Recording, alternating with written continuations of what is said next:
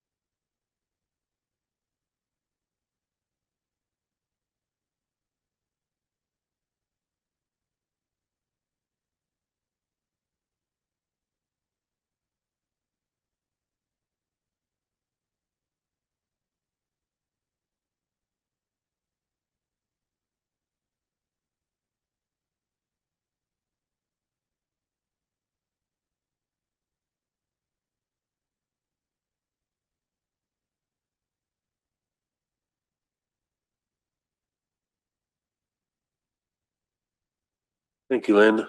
We have minutes from January 13th.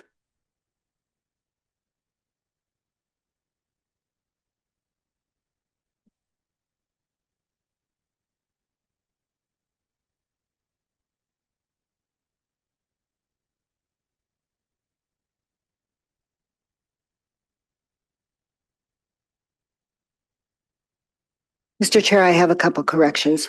Hey, James.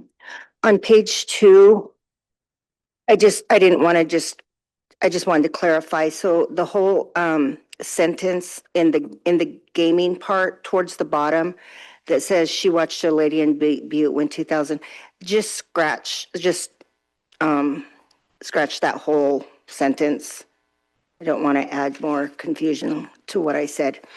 And on page 3, talking about probation, at the end where I wanted to clarify the issue, and I had just said that at the end, I thought it would be beneficial also to have them as a department under tribal member services.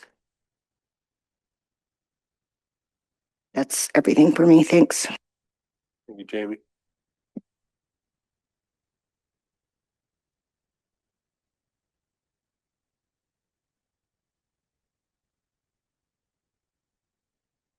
Motion to approve.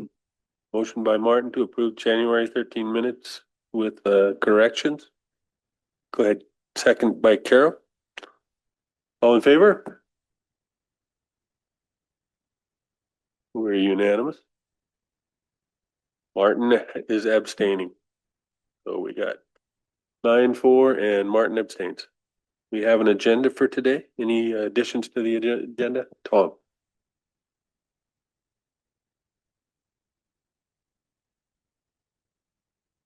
Just any additions to the agenda? Carol?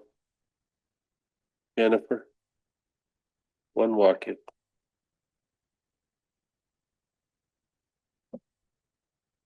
Jamie, 2 issues. 1. Danielle? Everybody gets them. Yeah. Greg, you have one, and Glenn?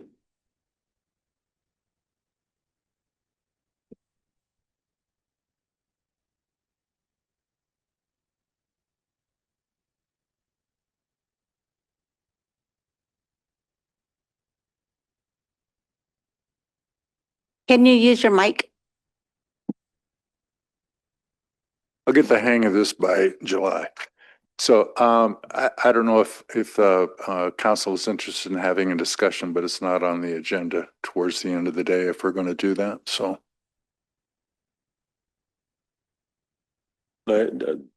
Jamie had suggested that we have any of our council issues that we bring up in the morning, wait until the end of the day to have that. Greg's asking to discuss that. I'm supposed to Today. be in interviews today, so I would miss it. So I don't, I guess I won't be in interviews. I guess my point is, I mean, if we have departments here, that's fine, but sometimes when we have, tribal members in here, or if, you know, departments that are waiting to get out of here, I just think if we're here for like an hour talking council issues, it would be appropriate to just save those later in the day. And that's the discussion Greg's asking for toward the end of the day. Isn't that the point of our Monday meetings, to bring the issues up then? It is, but we could also run into things through the week, day by day, so that's possible, but I think you're correct, Martin, if we can bring those up on Monday. So.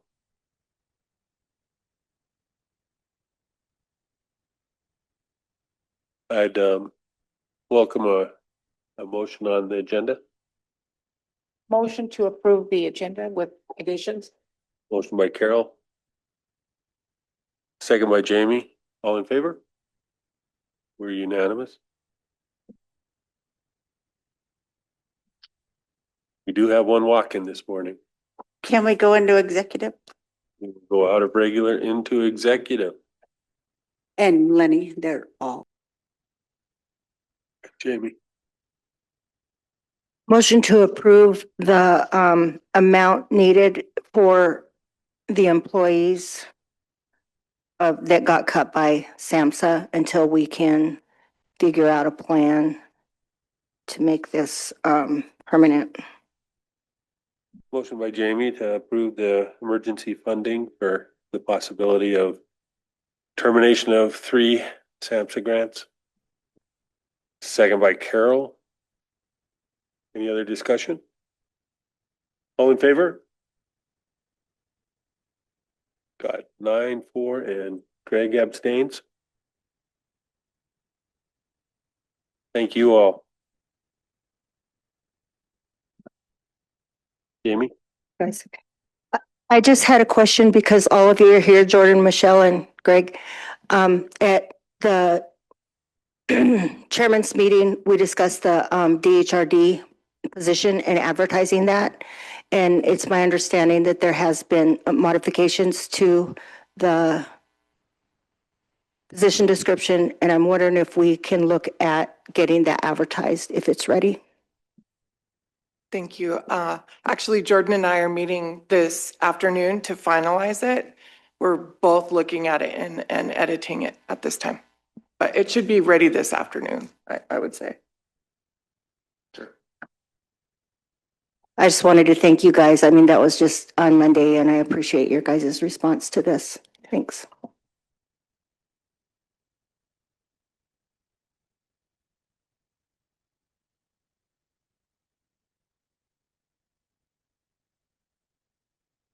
You had something you wanted to bring up this morning? Yeah, thank you, Mr. Chair. Just quickly, I guess for Jamie and Greg's benefit, we engaged in a international joint boundary treaty act exercise to try to solve the Kootenai River water pollution issue from the immense coal mining up in Elk River just across the border north of Eureka. And with that, we were successful through the great effort of all the Kootenai bands and our legal department. Well, Lindsay and Chelsea really played an important role in it. And we were successful to get Biden and Trudeau to engage the Boundary Water Treaty Act and their commission that oversees that. Through that, then the Joint Commission, through the treaty, set up a governance body to help address this issue and a study board to try to address it. And there's a time frame for all of it. And the council requested that I would sit on the governance body. They let tribes, for the first time in the history of the Boundary Water Treaty Act of 1909, indigenous people to sit on the boards or the commissions to try to come to resolution for these transboundary pollution issues. And so every one of our tribes that are affected in the upper Kootenai River drainage or have a representative that sit on that. And then we also have appointed governance body staff to help with that. And so the folks that have been involved with that have been myself on the governance body. I've always suggested that if I was to be gone, that Len would take up the torch and go up there and do that. Most of it is just right here, the discussion points.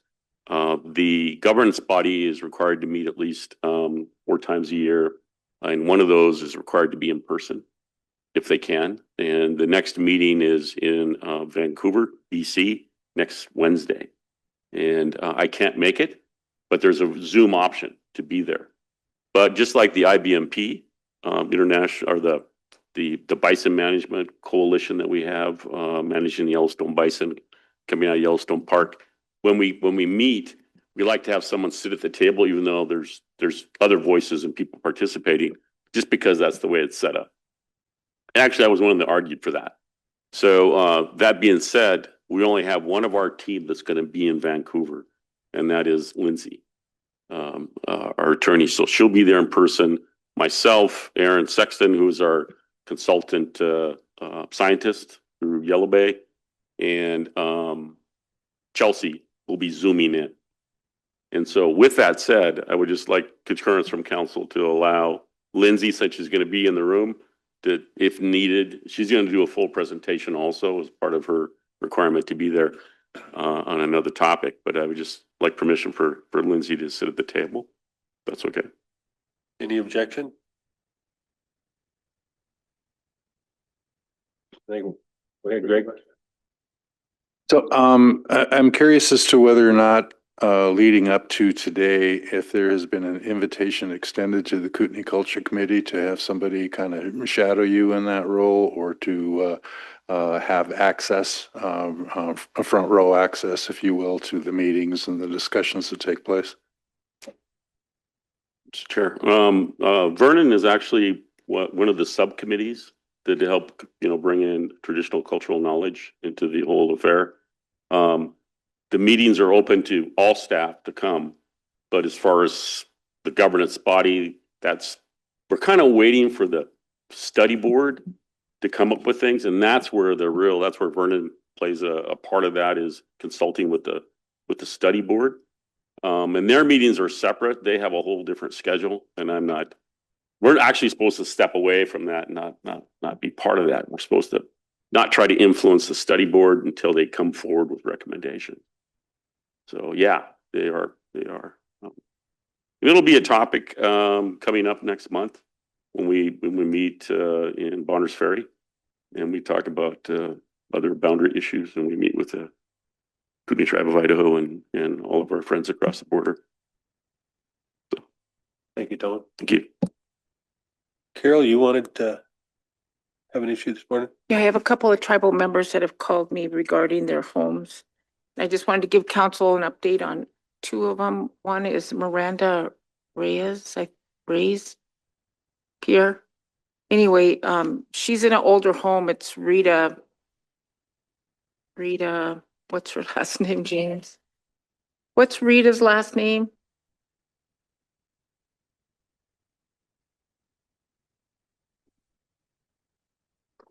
Yeah, Reitz. They call her Reitz. Anyway, she's passed on, and she's left that home to Lorraine and Laura Stevens.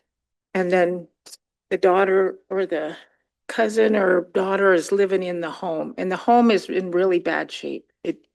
I don't think there's any possibility of rewiring or anything because of the liability. It's just a huge liability. So and she said she can't sign up for housing because she's got money owed on a flood that had happened way back when. So she's been kind of not allowed to apply. And I would ask council to, or maybe even just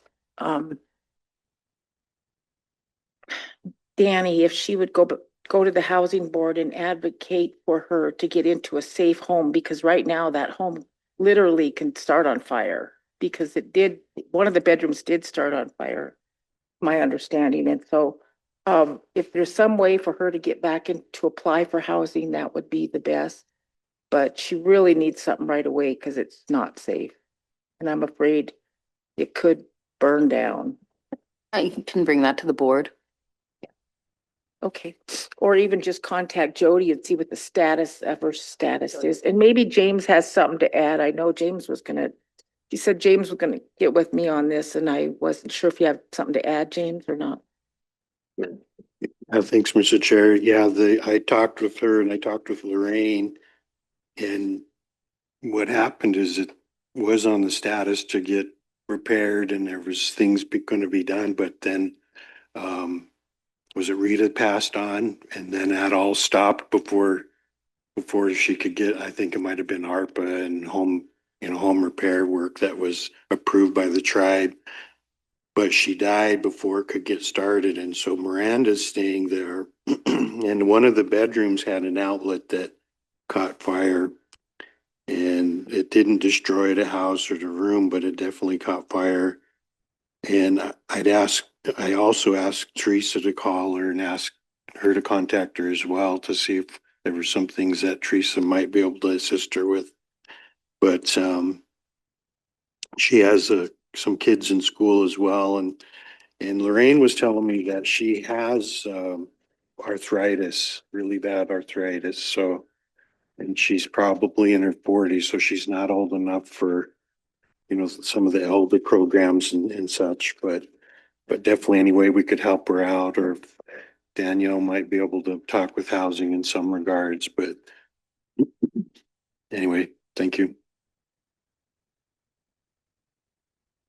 Go ahead, Carol. One other issue on Carol and Durgo, and I don't know if I should be bringing up names, but I don't know if you've seen the email where she has requested assistance again.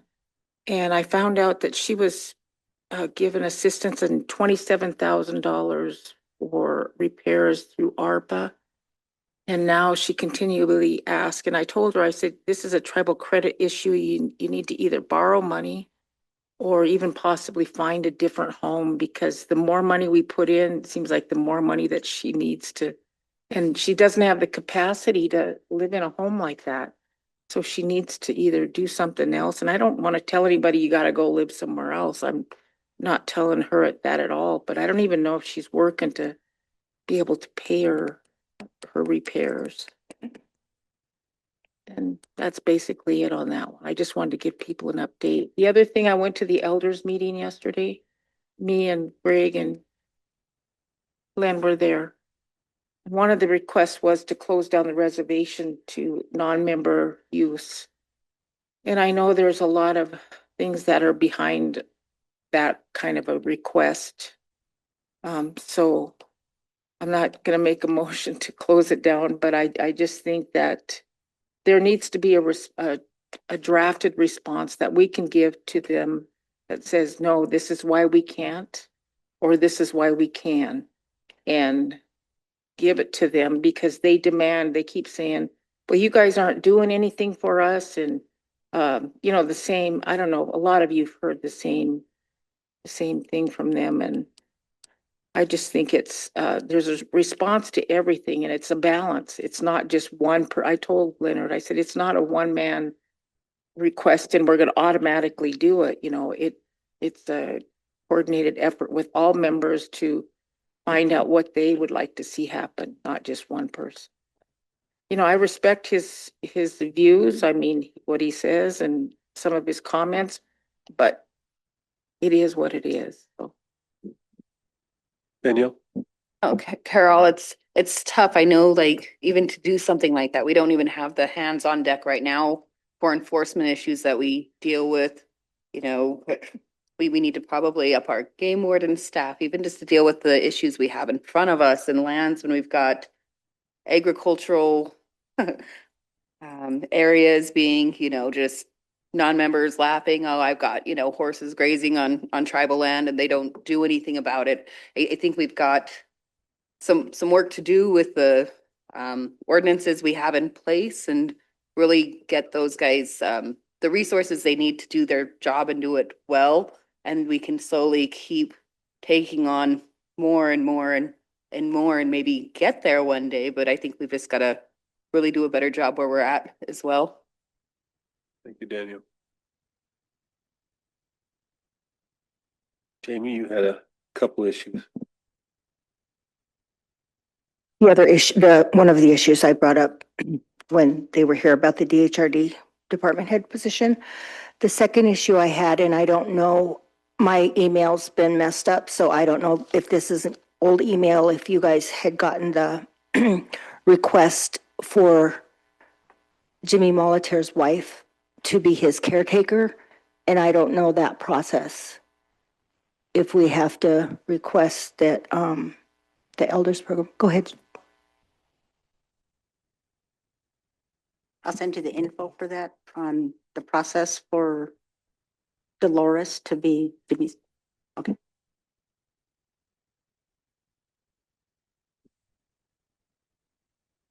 Daniel? Just wanted to thank Michelle and her team for getting Mr. Barnaby taken care of. I followed up with him last evening and he's got hot water in his home, so the team really responded well to that. I appreciate that. I'll be out at 1 today for an MMIP meeting.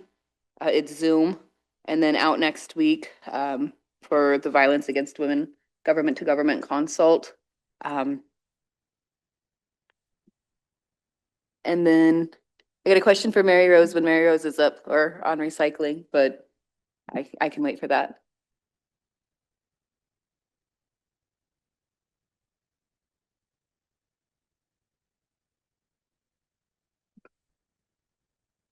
James, did you think it's up? Yeah, thanks, Mr. Chair.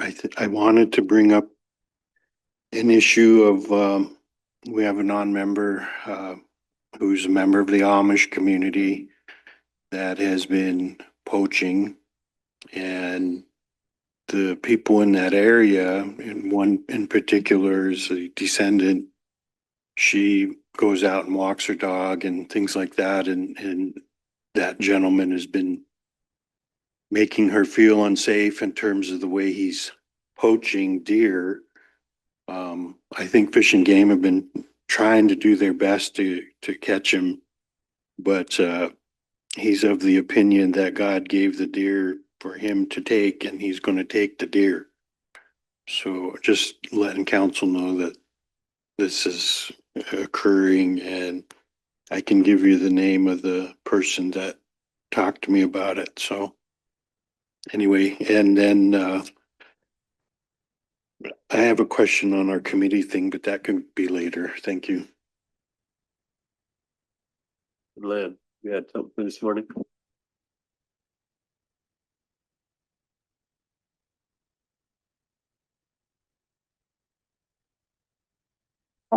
Yeah, thank you, Mr. Chairman. I would like to, at some point in time, have the discussion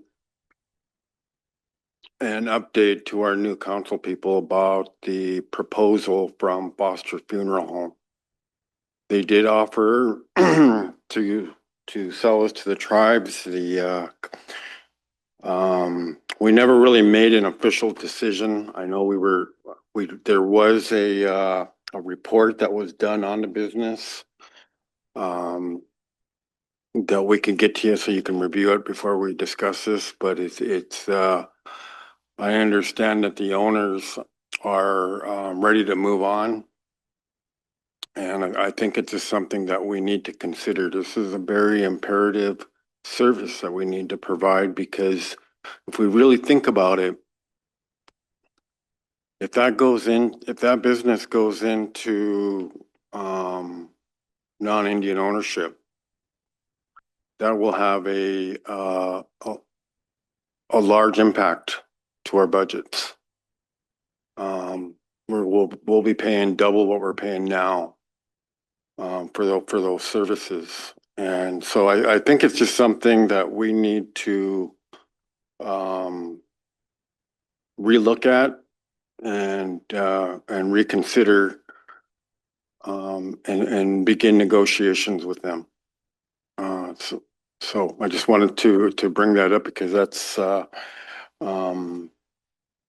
yeah, I just think that we need to have that discussion again. Thank you, Lynn. With that, we'll move into the main agenda. Morning, Mike, come on up.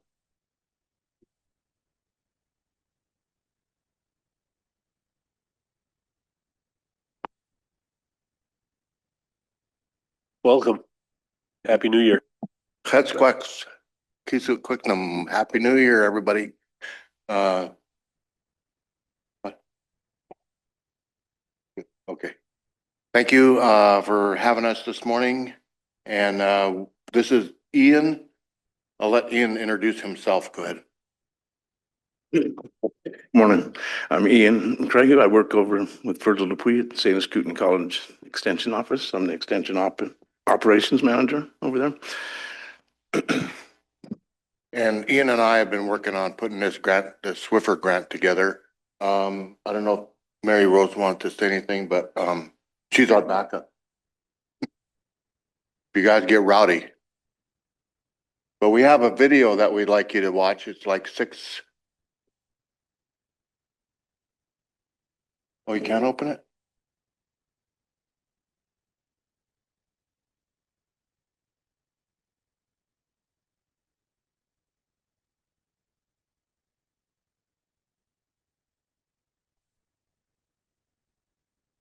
So while they're doing that, the Swiffer grant is the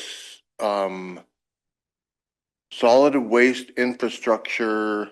What's the R for? R. Recycling grant with EPA. Ian and I had been working on that a few months ago. And then we learned, and I put a council request in. If you guys remember, it was on the agenda a couple months ago, and then we retracted it because we had learned that from EPA that we could not, or we thought we could not apply for it because Mary Rose got the same grant last year or year before. And we thought that she had to expend at least 25% of that grant before we could apply. Well, we talked to the project officer and she said that, no, we can apply. So you're gonna play that? Will it work? This really explains a lot of it.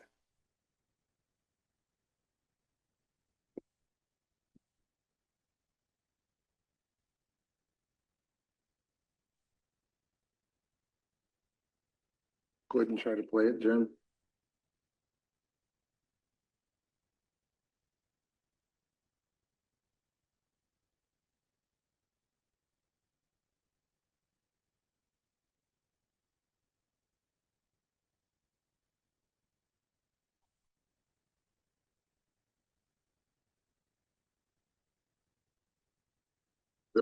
On your side, Jen?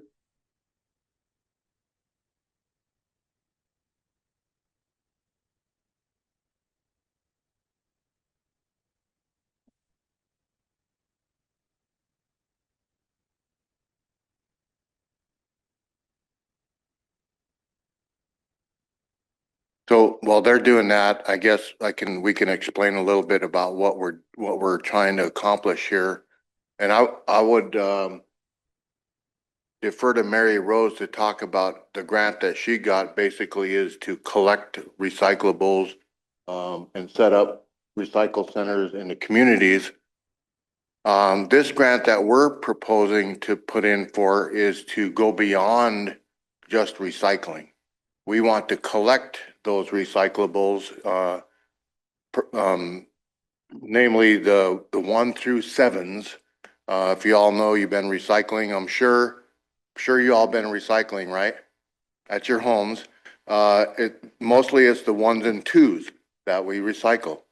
So we want to grab all of them, 1 through 7s, and Ian can explain that better, and reprocess them and make materials like fencing material, things like that out of those plastics.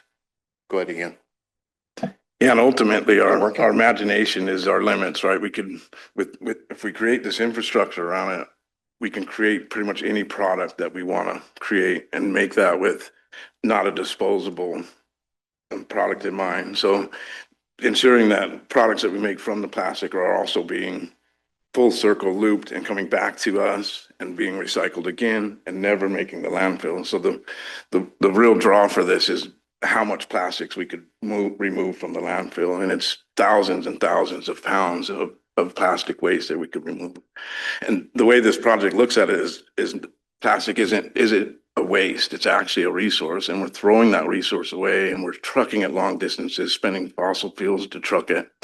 So if we can so Mike he misspoke a little when he said we're recycling ones and twos already, which we really aren't, right? We're collecting them and then we're shipping them off places. What we would be doing would be actually recycling them, taking those plastics and downcycling them, turning them into another product. Can you guys see the video on your? Here. Can hear it over there. Uh-huh. Yeah.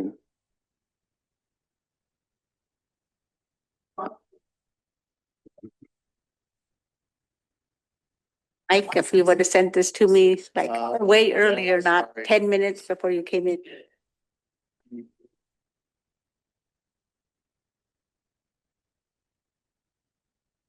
And I could send along some more information too. I created actually a different video from this that was meant to present more to y'all as a council as well, that was explaining the process a little bit more.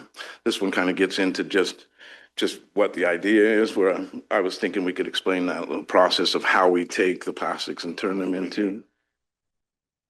So maybe perhaps we can send that after the meeting if we. Time you have, Mr. Chairman.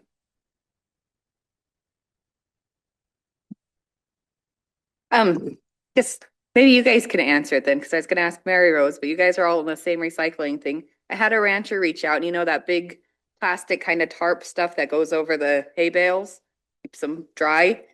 He's seen that we've been talking about recycling, read it in the minutes, and he says, how can I recycle all this plastic? He was wanting to bring it up across the street. I said, I don't think it'll fit in there. So I drove by and I'm like, that can't go there, sir. So he's trying to find a place to bring the plastic from all of the bales. Is there somewhere he can take that to? At the moment, no, and that's part of the problem is we don't have the infrastructure to even recycle anything beyond ones and twos. The idea from this is to be able to recycle all those types of plastics. So once we have this infrastructure in place, then our agricultural community can bring that agricultural waste to. I just received a smaller kind of conference grant from SKC to also start looking at microplastics in agricultural soil. And that's becoming a real problem because microplastics are being leached into our vegetable crops. So if we can get the ranchers and farmers recycling that plastic as well and bringing it here, there is infrastructure in Seattle that we could ship plastics to. If we collected that, we could collect it and then ship it far out, but that's truly not recycling. We'll get that sent to you. Sorry, Jen, and council, we'll send that video to you. It's really cool. The other thing I'm trying to do, Mr. Chairman and the rest of council, is recycle glass. So as you know, there's not a glass recycling center around, so pulverizing and making sand.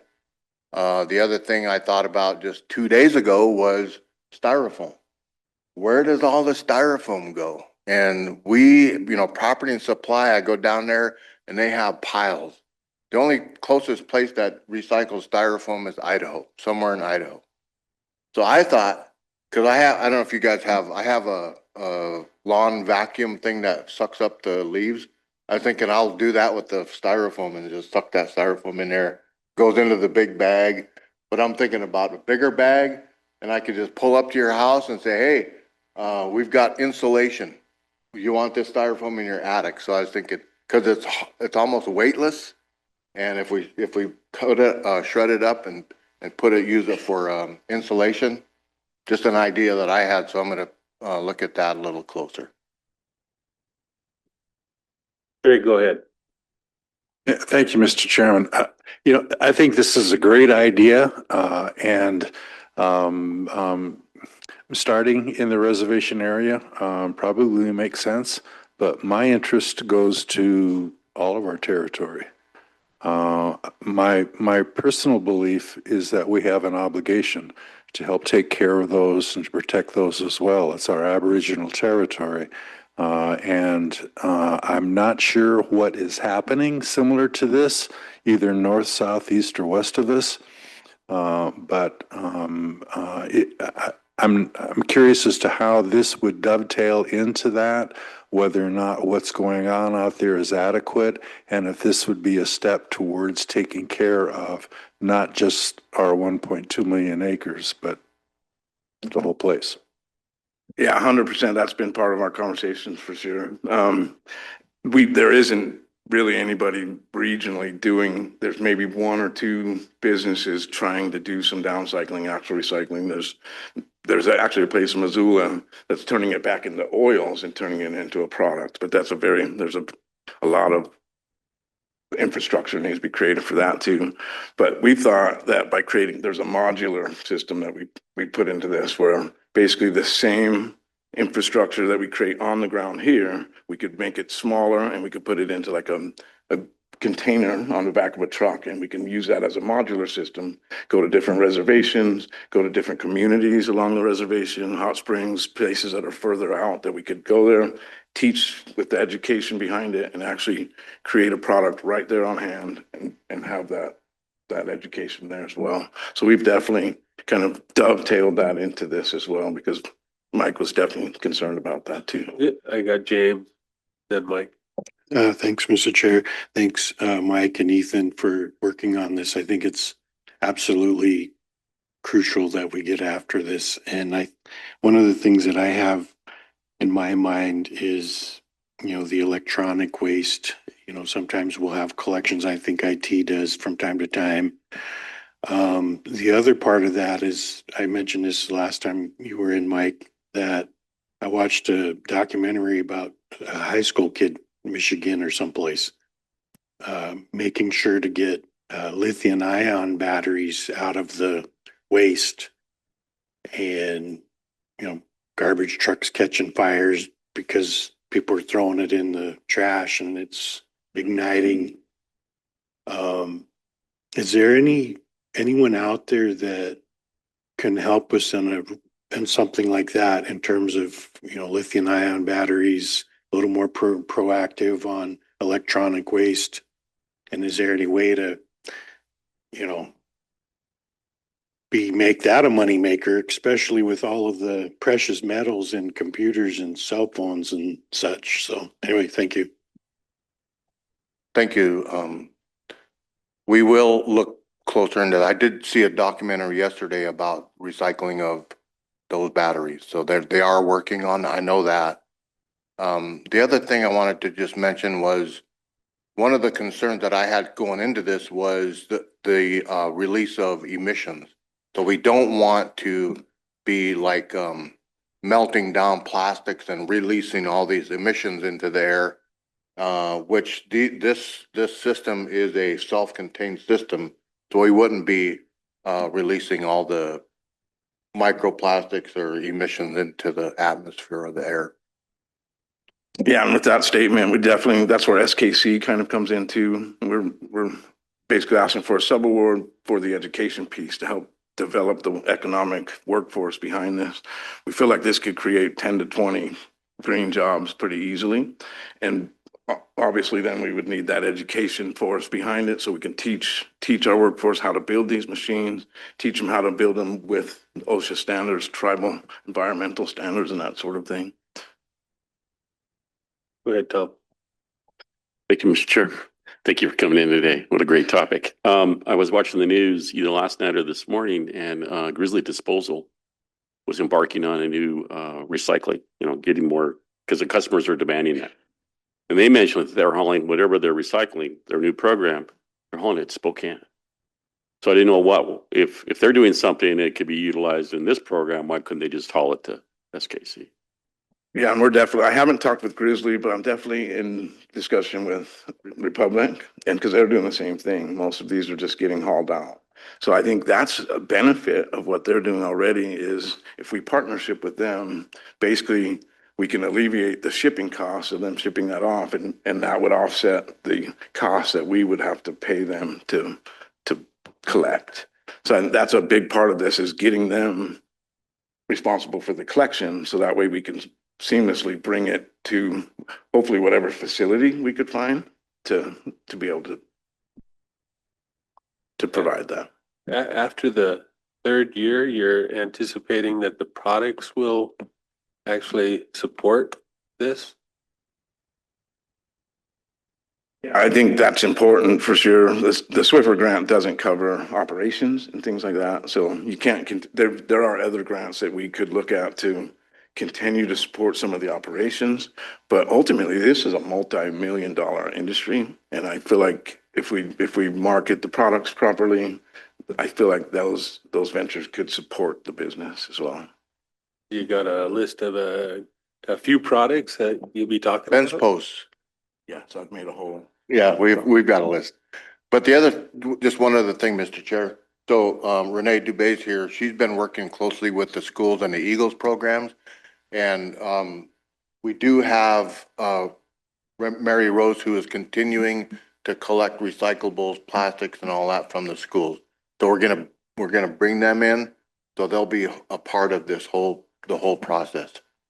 And the idea also is to include businesses. So I've already got Pablo IGA on board. I've got Super One and Polson on board, Good Coffee in Polson on board.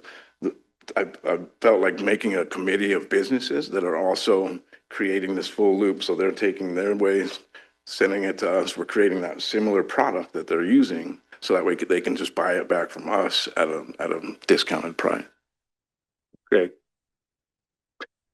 So we own some pretty good businesses too. And I'm curious as to whether or not they are available, or if you have asked them for any support. And when we're going from a project into a potential business, right? So I would just encourage you to engage them and make use of their expertise in business areas to put a little momentum behind the project. Even within our tribal organization, I go into offices and I see plastics in their garbage. And aluminum in their garbage cans. So I think that's a big thing within our own organization. Yeah, I don't want to do a better job. I don't want to snitch on anybody directly. We were just in a building the other day and it didn't have a recycling bin at all. So I just left my cans on the table.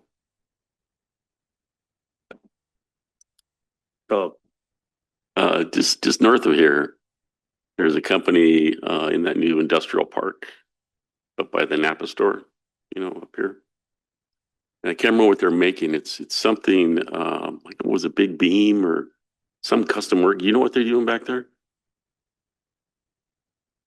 Yeah. They could provide us quite a bit of feedstock because that's also something that makes the product a better product, is if we can integrate sawdust and wood pulp, then we can be competing with those large Timber Tech and Trex companies that are competing, that are Think about Trex, creating these yeah, composite exactly. deckings.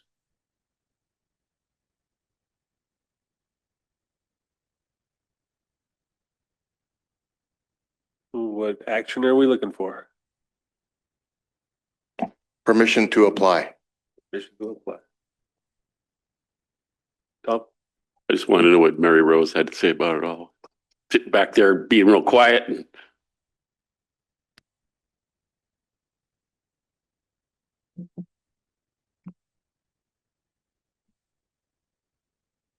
Sorry, Mary. I value your opinion. Hesquex, Passia. I'm in support of them recycling the plastics. I think it's a great idea. If they can get it up off the ground, that'd be great. It will provide many jobs if you could find the workforce out there. And the area for them to do it. I don't know if they're going to do it over at SKC or tribal land or, another thought we had here in the back in the audience was maybe along the way you can have programs buy their products, such as they mentioned benches to me, and fence posts was a new one. But yeah, so, there's lots of use out there for whatever products they do make. I will get with them later. I know Oklahoma's doing some of this, that maybe they can touch base with them and share ideas, but I'm in support of them doing the grant. They're doing the grant though. I have my own grant going on. But yes, Thank you, Mary Rose. does that answer your question? Okay, thank you. Great, you were wanting to say something? Motion by Greg to give permission to go after the grant. Second by Danielle. All in favor? We're unanimous with Martin out of the room. Thank you, Mike. Lemlums. Thank you. Ian, could you give us your last name? Again? MCRY. Sorry, MCRYHEW, McCryhugh. Thank you, Ian. Thank you. Lem. Happy New Year.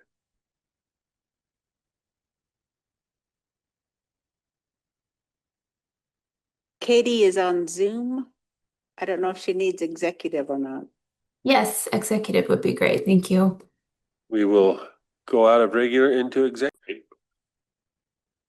Is that the next Kootenai Nation Protocol meeting is on Thursday, February 26th, and they have a dinner on the 25th. And Jay Blue does have rooms reserved, and he wants to know how many to keep. And so who all is going to that? James, Tom, Len. It's the Kootenai Protocol meeting. We have an agreement between all the Kootenai tribes with us. It's on the 26th is the actual meeting, and there's a dinner the 25th. We've got three. Anybody else over here?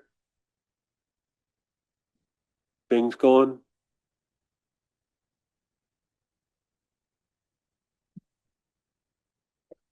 If I can take my kid over, my niece will go with me, I will. Okay, we will. So that's Lynn, Tom, James, Bing, and Daniel.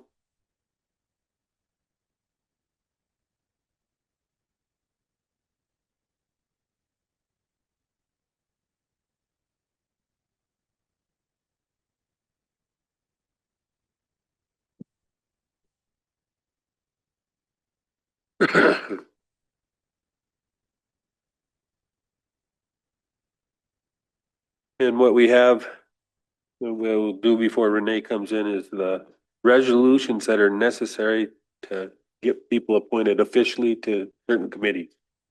So if we can do that. Mr. Chair, can I bring something up before? We are in open too. Okay, that's fine. I know that you had asked if there was any other committees, and I didn't even think of this because it's never been on the list, but Carol serves as the Healing Court team member, because in the Healing Court, there's guidelines to follow and there's a team, and you have to have certain people, and a council member is one of those that is part of the team. So I was wondering if we could add the Healing Court to that, and then if I could be the alternate to that. Will that be just by letter, not resolution though, right? Yeah. Because some of ours are just letters. Okay. Yeah, it's because it's within the policy. Thanks. So the first one I have here is the resolution to appoint representatives to the Native American Fish Wildlife Society, and that was appoint Bing Matt as the official delegate and Martin Charlo as the alternate. I need a motion and a second. We'll vote. Motion? Carol? Second? Danielle? All in favor? Unanimous? I'm abstaining Martin is abstaining. per Tom McDonald. Then okay, those are the same. I think. Yeah.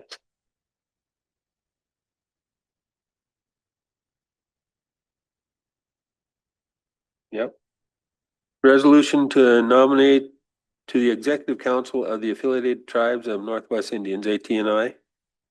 The tribes designate Chairman Mike Dolphin as delegate, Councilman Martin Charlo and James Steele Jr. as alternate delegates to ATNI. And I know Tom had been part of that. Were you still wanting to be on that, Tom? Just thinking that. I can if you, council would want me to be. And I thought we were gonna make Tom the main delegate. That's that's where I was too. So we'll adjust this, that we'll designate Tom McDonald as the main delegate, Councilman Martin Charlo and James Steele as alternate delegates. That's a motion? Yep. Motion by James, Second. second by Jamie, all in favor? Unanimous?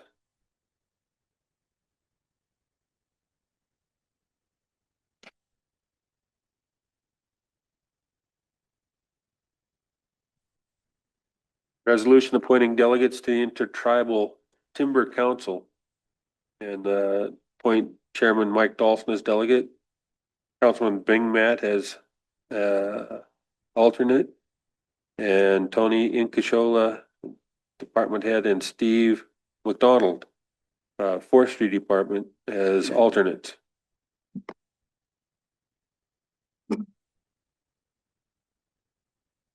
Motion. Motion by Jamie. Second by Tom, all in favor? Unanimous. Resolution appointing delegates to the National Indian Gaming Association. Make a motion to approve, Mr. Chair. And that's Councilman James Bing as delegate, council members Martin Charlo and Vice Chair Jamie Pluff as alternates. Motion by James, second by Bing, all in favor? We're unanimous. Resolution to appoint representatives Tribal Self-Governance Advisory Committee. That's appoint Chairman Mike Dawson as official delegate, Vice Chair Jamie Pluff as alternate, and Ruth Sweeney, Budget Director, as an alternate. Motion to approve. Motion by Greg, second by James. All in favor? Unanimous. Resolution to appoint representatives of the National Indian Education Association. Appoint Mike Dawson as official delegate, Daniel Matt as alternate. Motion by Tom, second by Greg. All in favor? Unanimous. Resolution appointing delegates to the Montana Advisory Council on Indian Education.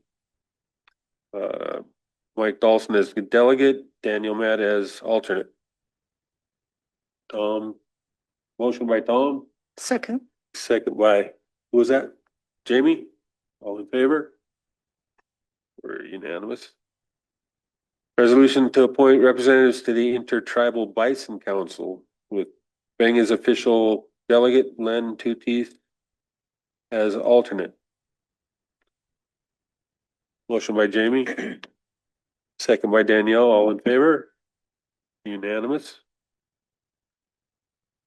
Resolution to appoint representatives to the Native American Fish and Wildlife Society. We got Councilman James Bing Matt as official delegate, and Martin Charlo as alternate. Motion by Danielle, second by Jamie. All in favor? Unanimous. Resolution appointing delegates to the National Congress of American Indians. We have Councilman Martin Charlo as delegate, Councilman Tom McDonald and James Steele as alternates. Motion by Greg, second by Bing. All in favor? Unanimous. Resolution to appoint representatives to Amrit Cell and Amrit with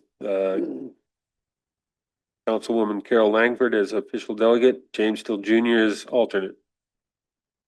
Motion by James, by Bing, and second by Jamie. All in favor? And resolution to appoint to Rocky Mountain Tribal Leaders Council. We have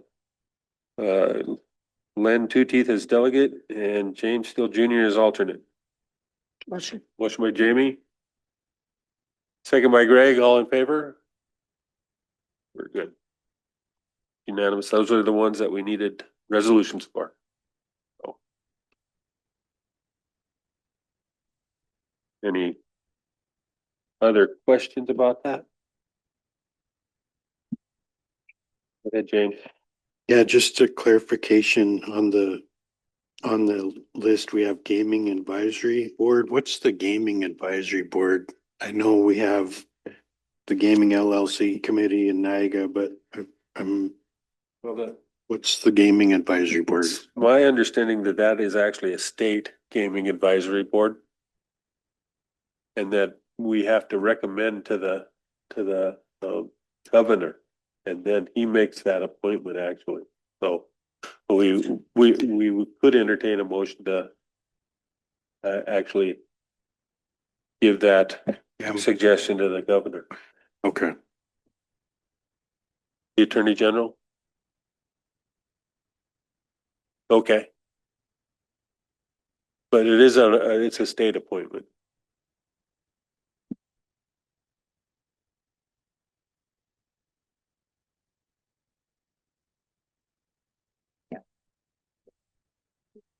Martin? I need a letter signed to be the delegate for the Montana Invasive Species Council. Any objection to putting a letter together? Point Martin to the Invasive Species Council? And I believe the same for the Montana or the Western Montana Conservation Commission. Any objection? Any objection to a letter for Martin being assigned to the Western Montana Conservation Commission? I think we can get those letters together. Mike. Good. So some of your boards, you guys didn't need resolutions, so I did have those. Could you guys just, since he had a letter like that, can we also approve the letters that you will be, that doesn't need a resolution? I don't have that list right here right now, but there's what, 5 of them, but it's on your list that you guys approved on your own. And those letters are all being in accordance with what the spreadsheet is right now. There's no objection. We can move forward with those letters. Thank you, Mr. Chair. I mentioned this earlier at our first meeting, I think, for the chairs. I think it was legal made the recommendation, but council concurred to have me sit on the Columbia River Technical Management Team meetings. And for nearly 8 months out of the year, that's every Wednesday. And at the same time as the elders meetings, and then there's other things that come up usually on Wednesdays. Actually, yesterday was a meeting I missed it. I was in a medical thing in Missoula, so I missed the meeting. But I would love to try to recruit a member from our fisheries program to try to sit on that instead of me. I know there's some other folks from other entities that never show up or never attending because of staff over from changes like Kootenai Tribe of Idaho. It has difficulty ever having anybody attend, but we do always have our energy keepers monitoring those meetings. But some of them are closed just to the technical management team partner group. But I'm always in close contact with the energy keepers in regard to that. But I would just love to be able to try to find someone else to do that. I think they were concerned about the lake level management, and so all the issues that might come up or in calls on our water. That was one of the interesting things that legal, of course, in their advisement was concerned about, was having someone that may know a little bit about the hydrology in the water system in the Columbia. But I have confidence that there are some other folks within the tribal organization that could do that. So I will, with council's permission, I'd like to seek someone to replace me. If there's another council person who would love to do that, please raise your hand right now and we can take care of it. But if not, I can seek a staff person. Any objection to recruiting for the position? Well, I'm sure. Find somebody, Tom. Find somebody. With that, we'll continue. Renee? Good morning. Welcome.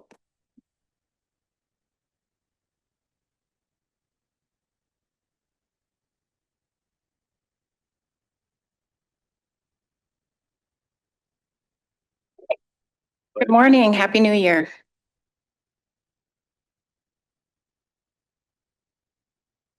The issue that I'm coming in for today is for an update for council. We are using pay scale now. We actually transitioned from pay scale to pay factors. It's the same information, but it's transferred over to a new program. And Mel is on the line if you have any questions. She's currently working to go through all of those market-based adjustments for, or all the PDs, the matches for the current positions for the tribe. We're noticing that there's quite a few that are way off. I think when they transitioned over, they just matched by job title instead of actual duties. When we first started this with pay scale years ago, I provided all the PDs to them and they matched them by the PDs. So I think in the transition, it got a little mixed up. So we haven't provided the market-based adjustments to the departments until Mel finishes that. I just wanted to have a discussion with council to see what direction we want to go. The contract with pay scale is in effect for this year and next year. What's it costing per year, Renee? It's costing $66,000 a year. Greg, go ahead. Yeah, Renee, what does that contract do? What does pay scale provide? Pay scale provides wage information on positions that we have. They have over, I don't know what the number is, but we can pull job descriptions off of that and get the minimum and the midpoint and the max point for the position that we're looking at. Okay, So it establishes the rate. Instead of a classification system. Right, we don't use a classification system anymore. That was implemented in '87, so it was outdated and old. As old as me. Bart? So with that $66,000, I have a lot of faith in Mel being able to do this. Like, do we really need pay factor anymore? Pay scale? I mean, that's a full-time position. I mean, it may not be like the highest paid full-time position, but that's enough to actually get a person here or bump Mel's pay up to have it be done locally, because pay scale is not working. I don't think pay factor is working.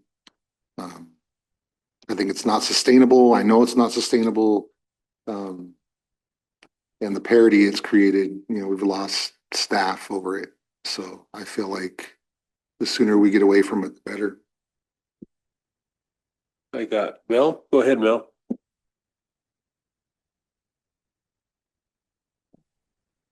Can you hear me okay? I can hear you now. Okay. So the data that I use though is pulled from pay factors. So me just doing it and researching, I mean, it would probably take longer to do that information or do those benchmarking. So we need some kind of a program to pull that data in, and that's what pay factors does for us.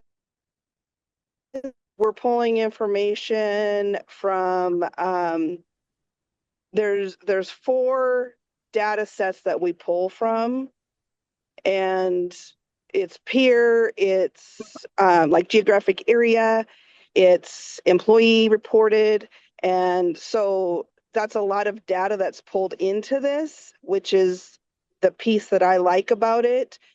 But I'm kind of wondering if we could take a look at that contract and see if we could you know, because maybe we're not using the pieces that are available because I am benchmarking it myself. Maybe we could look at that and see if we could modify it a little bit. But the data that we're pulling in is useful. Good, Martin. I feel like with AI becoming more accessible and cheaper, you could set AI to do all the things that PayScale does. You know, gather the regional information. You know, you just got to set the parameters correctly on what you want it to do. And that's something that is unfortunately going to, or fortunately, will save us money.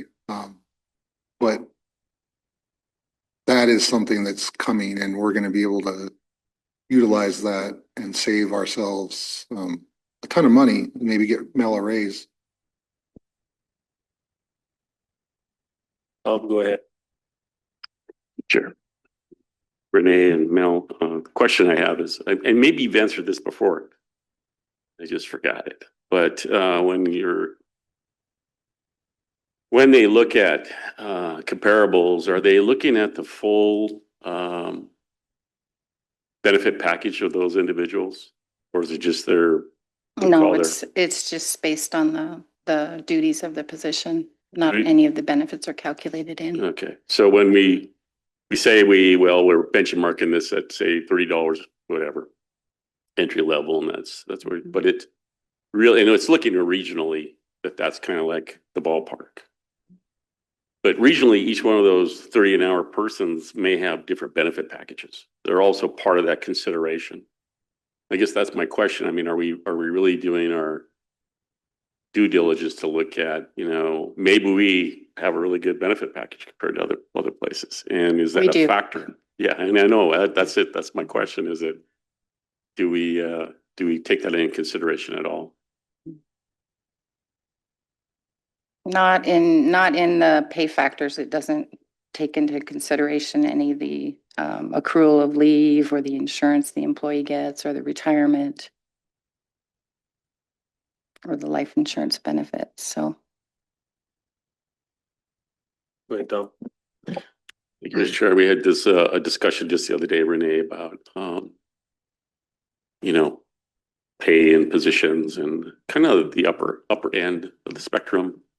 And again, I was always advocating for, to me, let's start at the bottom. For our workers and our people, let's make sure we're providing a livable wage, you know, for everybody. So it's that base level for me is what I'm really deeply interested in, that's appropriate and it's livable for our people, that it's a livable wage. And it becomes even more necessary to look at that we look at programs that are getting reduced. So someone that used to make this hourly wage also qualified for this and got assistance from whatever it might have been, SNAP and now all of a sudden they're not qualified for that anymore. So their wage has to pick that up, or, you know, what is that livable wage?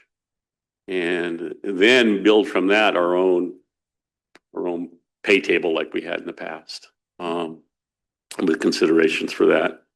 But I always knew that there was an exception to the rule, that we're not getting positions filled because what we had before just wasn't adequate. We weren't recruiting people to fill that dentist position or that engineering position, or typically it was those kind of positions.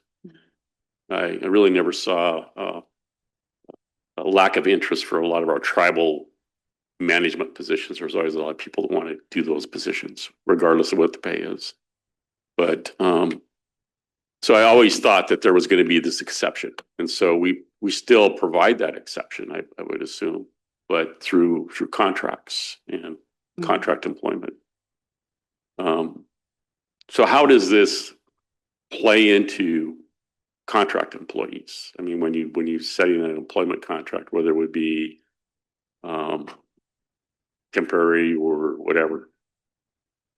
Mel, the contract employees are also benchmarked, aren't they? I think some of them are and some of them aren't. Did we lose? Any position that is on the org chart is benchmarked, and whether they're contract or full-time, they have to follow those benchmarks. So they can't bring them in higher than the top max rate unless council approves that, which has happened for some. Because that's outside of the policy that is set. So if council hasn't approved an employee to be hired in a higher than the max rate, then they have to stay within the min to max rates.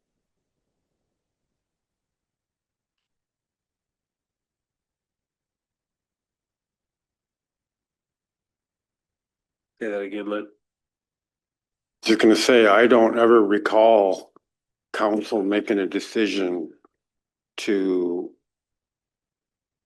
allow an employee to get more than what's benchmarked. But I remember one for sure. Done it for tribal health. Yeah, there was one recently. Mhm.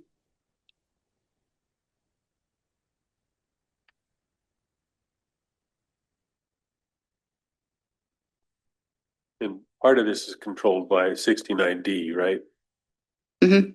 And so we'd have to adjust 69D to make adjustments. Fair question. Go ahead, Lynn. So both pay scale and pay factor are market based, right? Correct. Do those numbers change monthly, quarterly, annually? They can change daily, but in the ordinance, we're required to provide the market-based adjustments to the departments in July of each year. So they can implement them in October, the beginning of the So- fiscal year. They'll get that adjustment regardless of performance. Is that true? Correct. Because the merit-based increases that are in effect now, it's based on your performance. And that's on your anniversary date. Yeah. The market-based increases are October 1st. And so if it changes, they automatically get that change, correct? Mhm. Yeah, way it's set up we gotta now. get out of this system. This is gonna break us. Yeah, me and Mel had talked about, using, pay scale, pay factors as the way to set the pay for the position, but then doing, possibly cost of living adjustments in October instead of doing the market-based increases. Yeah, I understand that. The concern I have is there's no motivation or incentive for employees to try to improve or better themselves on the job because they already know that since it's market based, they're gonna get a pay increase, you know? So just something that I've been thinking about, and I think we need to go a different direction on this because this is not working. And anyway, just my thoughts. Thank you. Greg, go ahead. Yeah, Renee, market-based adjustments, is that just a COLA or is that something different? Is that just a what? Is a market-based adjustment just another word for COLA? Yeah, I would say so. Wouldn't you agree, Mel? Oh, she's got her hand up. Go ahead, Mel. Mel? You're muted yet if you're talking. Remember *6, Mel. She's on the road today. She might be in a dead. Is my understanding that the market-based adjustment basically is making that wage equivalent today for the value it had before? And so it grows, it would be comparable to the COLA? Because it's trying to keep you at an equal value, even though the number changes, is what the market's looking to try to do. And then we had the merit increases on top of that, that would move you up in between the minimum and maximum, but you'd red line at the maximum eventually until that market base moves that. Go ahead, Greg, or I did have Tom and then Greg. Yeah, thank you. It is a blend of a little bit of what you consider kind of a COLA, but not. It's what that going position is getting paid for in the region. So if we're paying hydrologists, it's an average, and you look at that, and so if we're not staying in that range of what other employers are paying, then we may lose those people to that other employer. And so that market base helps keep you retain workers based on what the current value of their work is out there in our local region. COLA, I've always had heartburn about COLA because COLA to me is it's your basic cost of living allowance for me. So, but it turns into a more of a merit back in the day when we would use it all the time. So I could be a minimum wage worker at $10 an hour and the cost of bread goes up this much for me. And that's really what a COLA should be, is to keep up with that inflation, be able to adjust for that kind of a thing. It's not a standard of living. In other words, if I'm making $100 an hour and I get a 3% COLA, I'm going to get a lot more money than that person making $10 an hour at a 3% COLA. And so to me, it's never been fair. Cost of living should be appropriated equally across every employee, because it still costs everybody the same amount of money to go buy that loaf of bread and that gallon of milk or that gallon of gas. So I always thought that it just made the richer.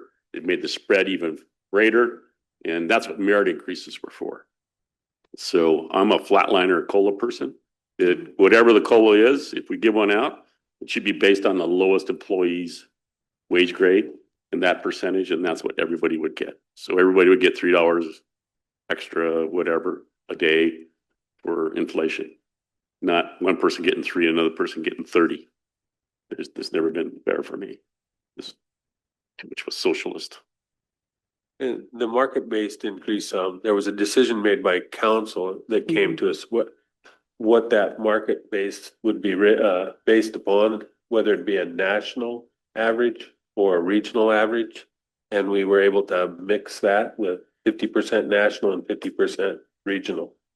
And so it depended, it shot in between what the national average was and the regional average was. What that market-based increase would end up being. Go ahead, Greg. Yeah, thank you, Mr. Chairman. So in my view, this is a very critical issue for any organization, and particularly for this one, given the variety of positions that we have and the sheer number of positions. So what I am curious about is what has taken place, or what do you need from the council in order to move forward on this issue? And so when I say what has taken place, I am curious as to whether or not we're talking salary, but there's also benefits, there's incentive, there's cost of living, there are contract versus non-contract.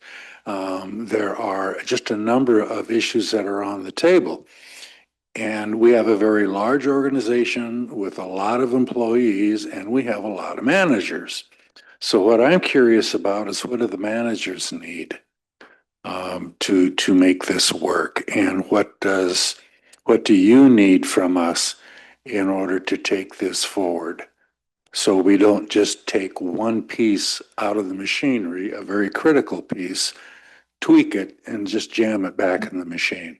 That generally doesn't get the results that everybody wants.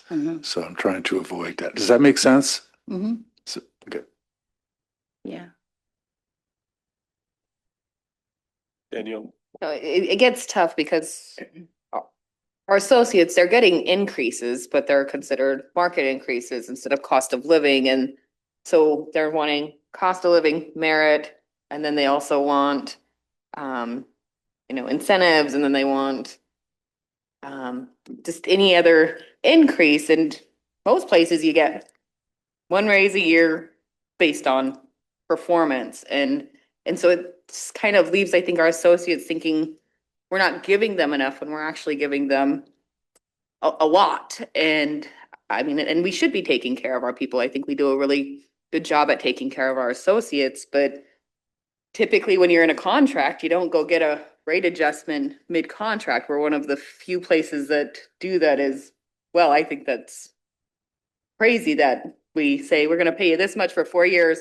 Oh, and a year into it, oh, here's some more. You know, it's they could be doing hardly any work at all, and they're still grabbing. You know, there's just no baseline for performance, and I think we've got to do something different, but I don't know exactly what that is. And I'm seeing what's here on the council request, and I guess I don't know what decision you're looking for us to make today on this issue. You know, I'm not looking for a decision today. I just wanted to put out some options to council for you to think about, because I get questions on if we're going to receive a cost of living. I said, well, we took the cost of living out and replaced it with the market-based increases. And people just keep saying, okay, what's our cost of living?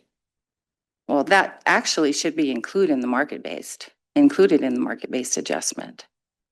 But prior to changing to the market-based, we used to just give COLAs every year. And I know in the past, we've done COLAs by a specific amount or a percentage.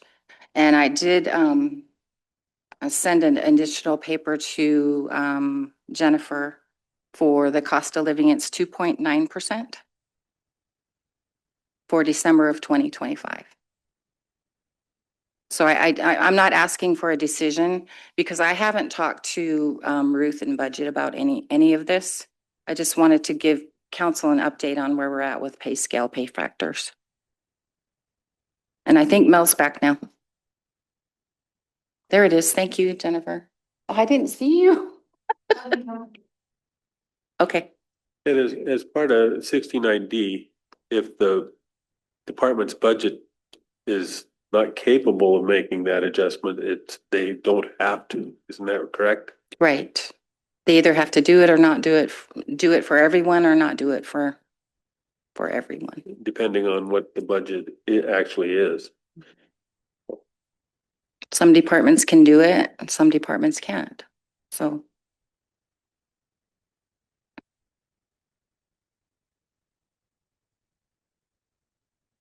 At another level of complexity. Greg. So have the department heads and executive managers had any discussion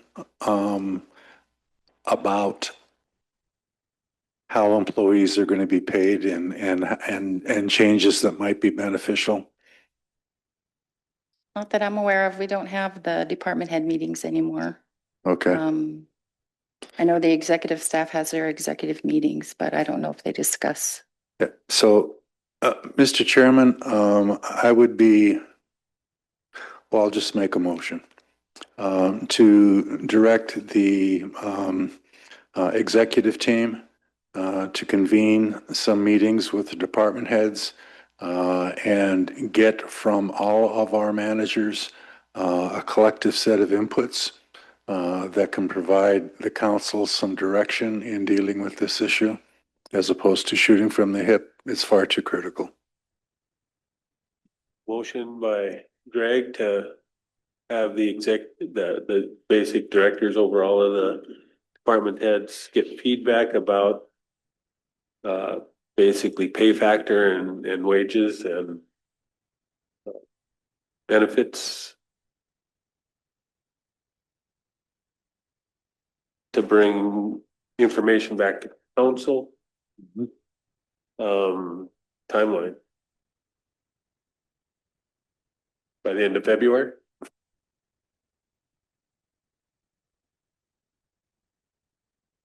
I wouldn't want to put an artificial timeline on it. I think having that discussion and having those recommendations presented back to us is a little bit more important than a date. Certainly not a year or two down the road, but yeah. So if it takes some 2 months to do it instead of 1 month, then yeah, that's fine. As long as we get there. Motion by Greg for feedback from all the basic department heads and managers about wages. Morton. So you guys don't reach out to any of those people for that information? Like, shouldn't that be personnel's purview and kind of what you guys should be doing as well? Or working with Ruth to figure out budgets? I mean, I think we're kind of letting you guys off the hook on this. Mr. Chair, Go ahead, Mel. I think initially what I thought the intent was is because the ordinance says that personnel will come in with that information for discussion, is we don't have the data in pay factors to do that as the ordinance says. So updating you and telling you that the data from pay factors isn't all in there to be able to pull out what we need for a market-based increase. And I did want to clarify on Len's question, but I got cut off because I lost service. But the market-based isn't necessarily automatic for all employees because it is based on the department's budget, and not every position will increase based on market. And that was one of the information pieces that wasn't clear when we moved to it, is many of council and many employees and many managers thought that the market would automatically mean an increase for all positions. And that was not the case. So there was many people that were upset about that. It's based on the market for that position. So because the data isn't correct in there, our purpose of updating you is because we, as personnel, are not able to produce that annual information. So giving you that information saying, okay, do we want to just sit with the rates we currently have? Is council wanting to, instead of doing the market base this year because the data is not there, do you want to implement some kind of a COLA, whether it's $2 per employee or a percentage, however you would want to do that, or just sit with the rates that we currently have until all of the information is in there. But I think if we're telling executive staff they need to do all of this, it's imperative that they include personnel because they don't see the side we see. So it has to be a group discussion and decision if we're assigning it to executives, if that makes sense. We got Tom and then Danielle. Thank you, Mr. Chair. I guess the question in the budgeting process, because it used to be back in the day when I was staff person, we would we put in a certain amount for a merit increase. We'd put in a certain amount for a potential COLA. So it existed in our budget, and so we could afford it. We did implement it. It was there. We could shift it around and use it for other needed services.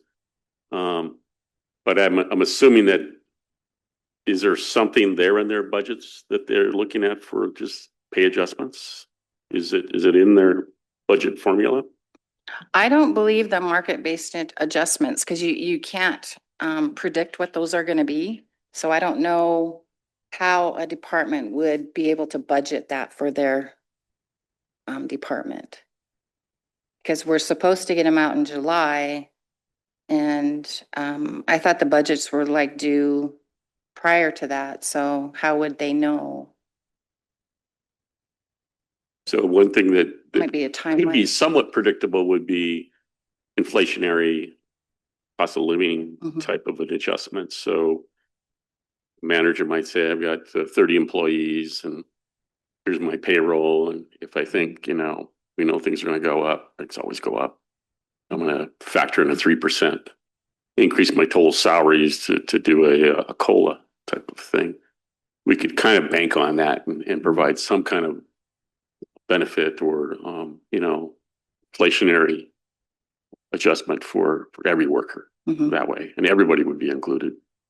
So again, I really love the idea of just, a financial increase, not a percentage, but what is that cost of living for that lowest based employee? They need an extra $500 a year to counterbalance the inflation, and that's what everybody would get.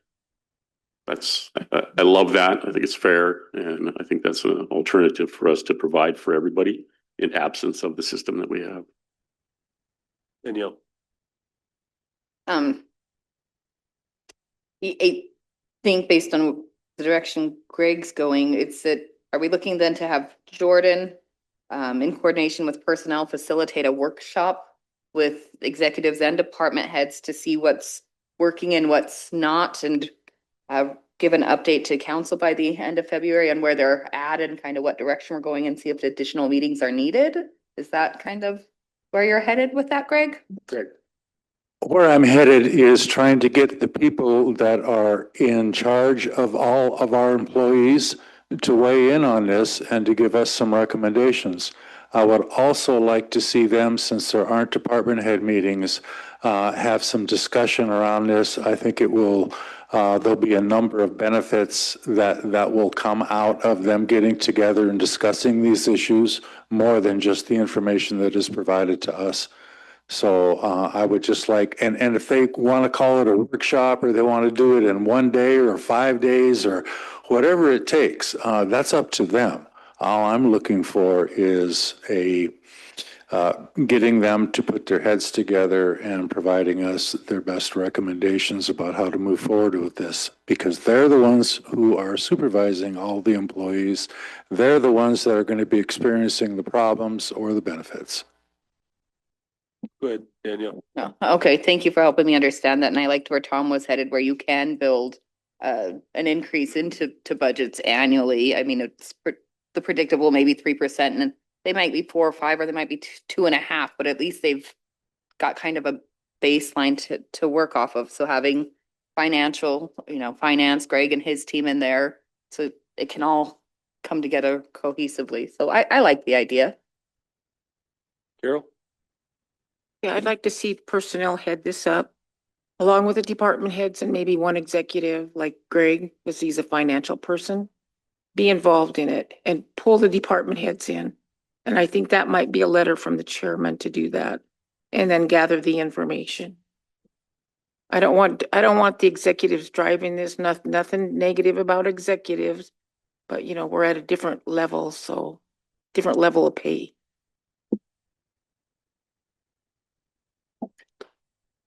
Okay, Yeah, thanks, Mr. Chair. I got James and then you, Mel. Yeah, thanks, Mr. Chair. I definitely support the effort.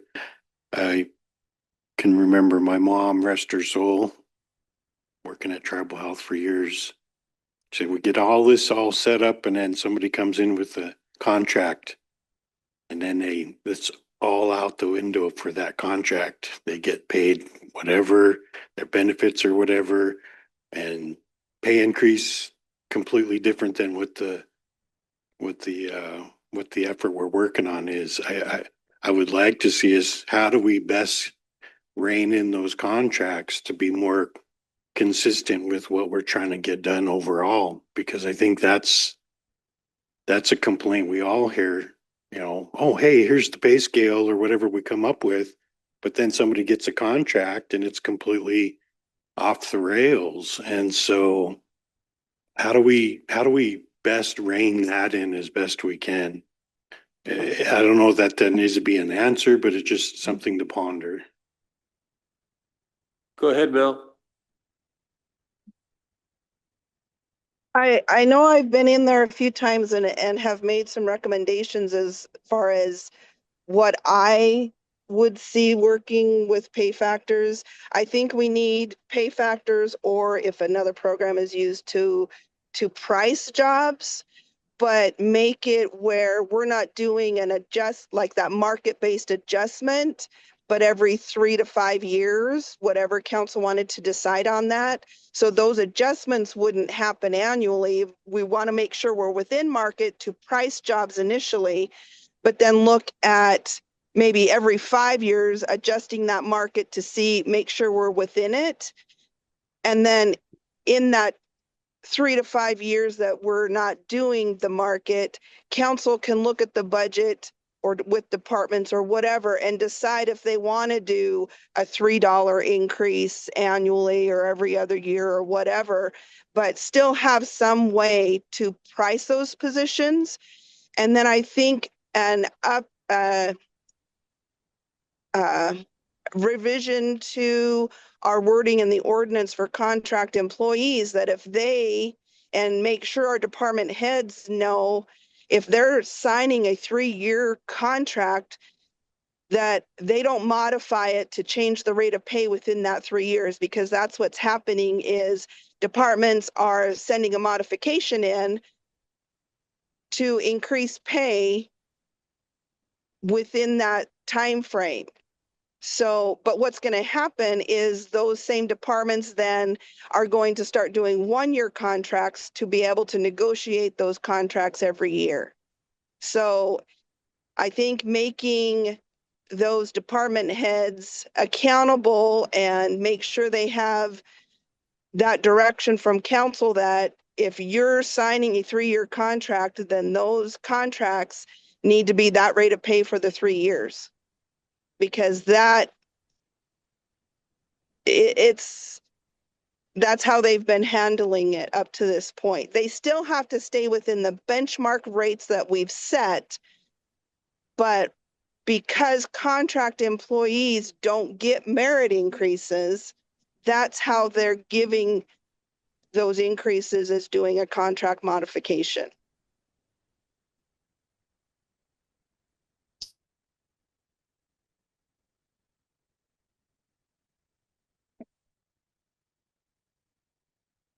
Any other remarks? We basically got a motion from Greg to move forward and getting good information back to council to make a good decision about this. And he's saying that he doesn't want to necessarily define that as specifically, but to make sure everybody that's in charge of employees has a chance to participate. That basically it.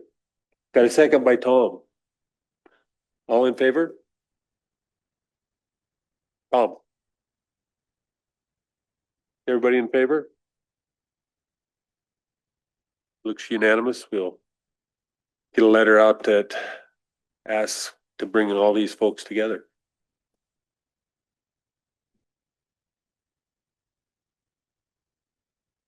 Thank you, Renee. Got something to think about. We had some to think about before too.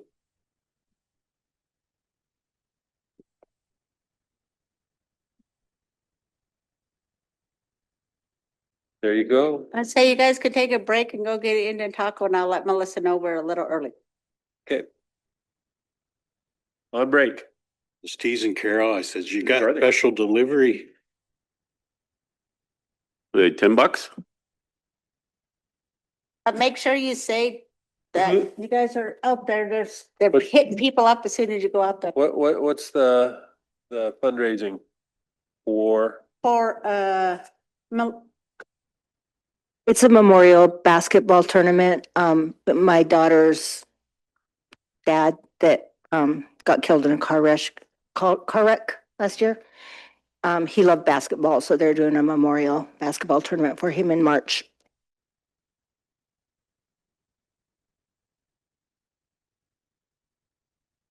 Somewhere. Well, welcome. I think we'll go ahead and start. Misty.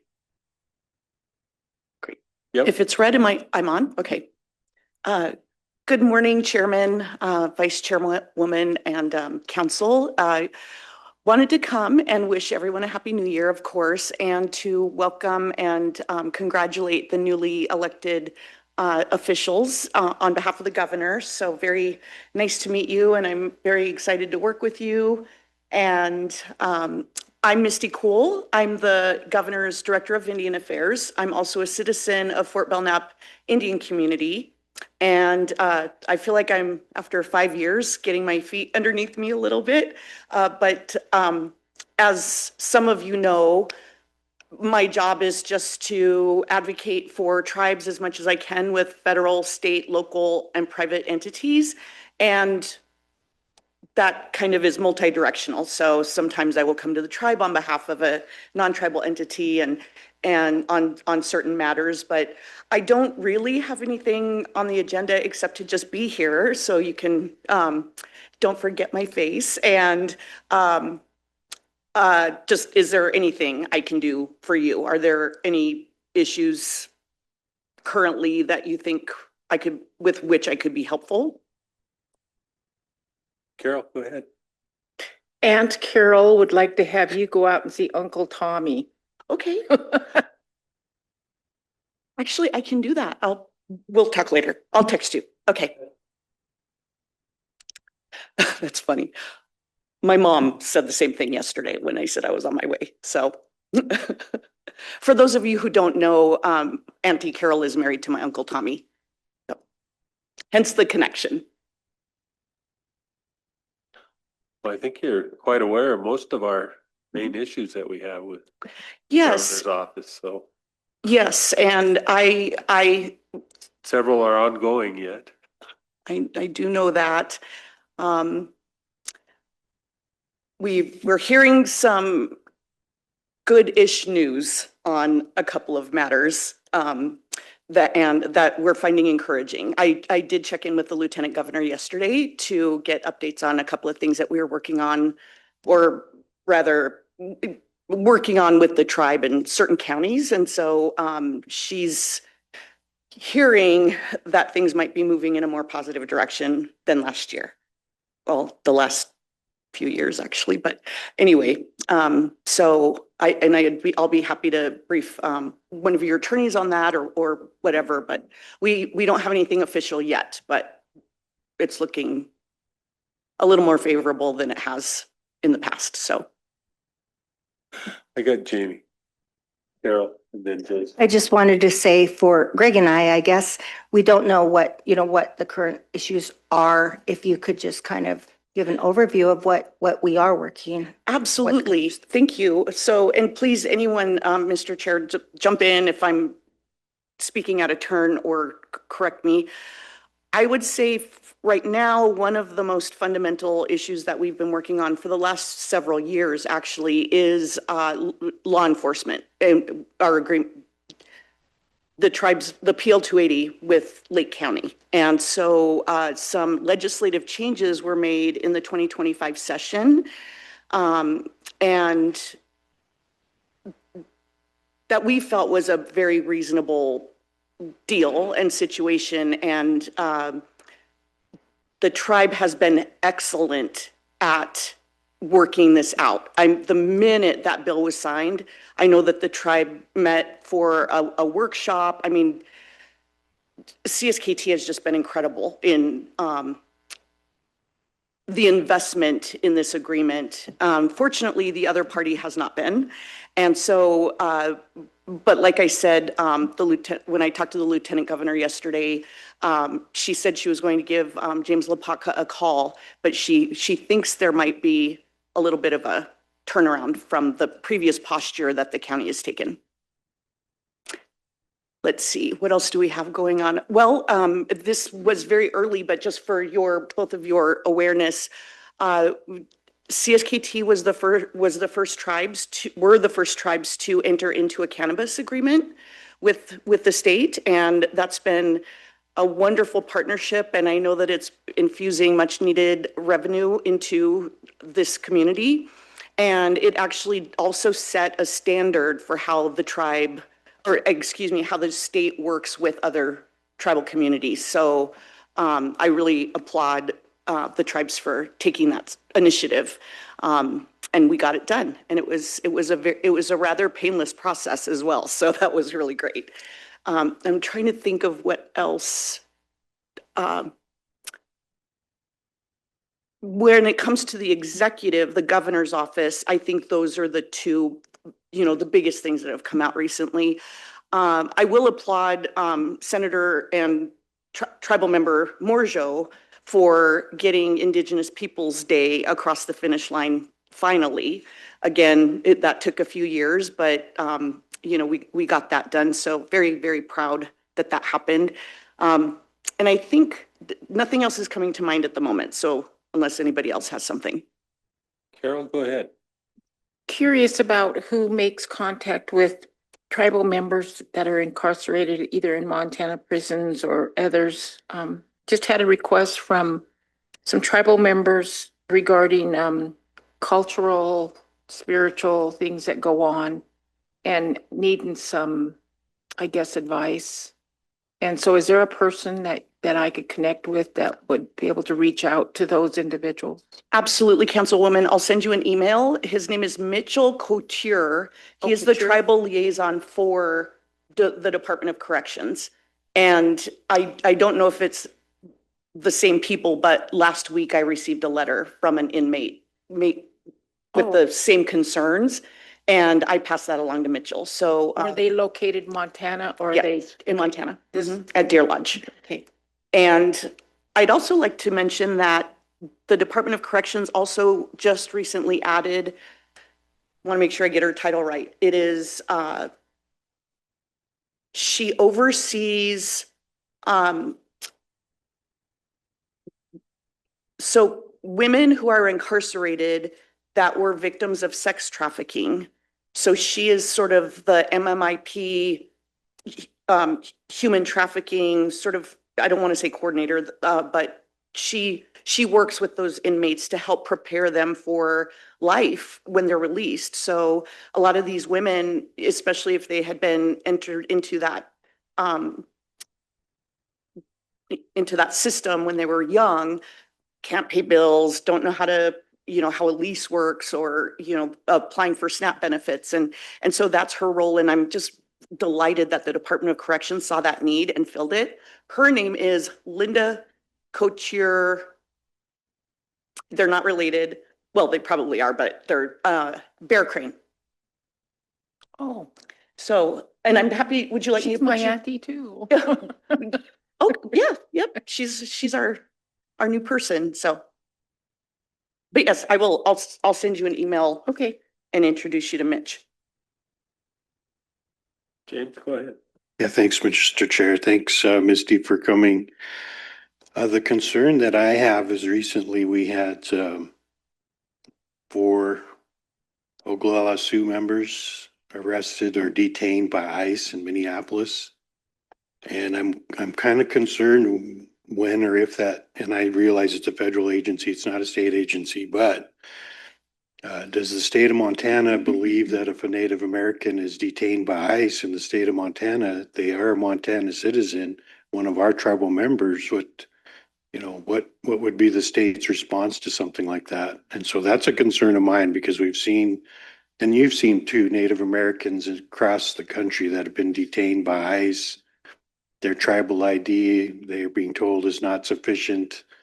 And, that's a concern that we're seeing across the country. And I'm just kind of wondering when or if it might happen in Montana and one of our tribal members might be illegally detained by ICE. So just kind of a hypothetical question, I guess, but thank you.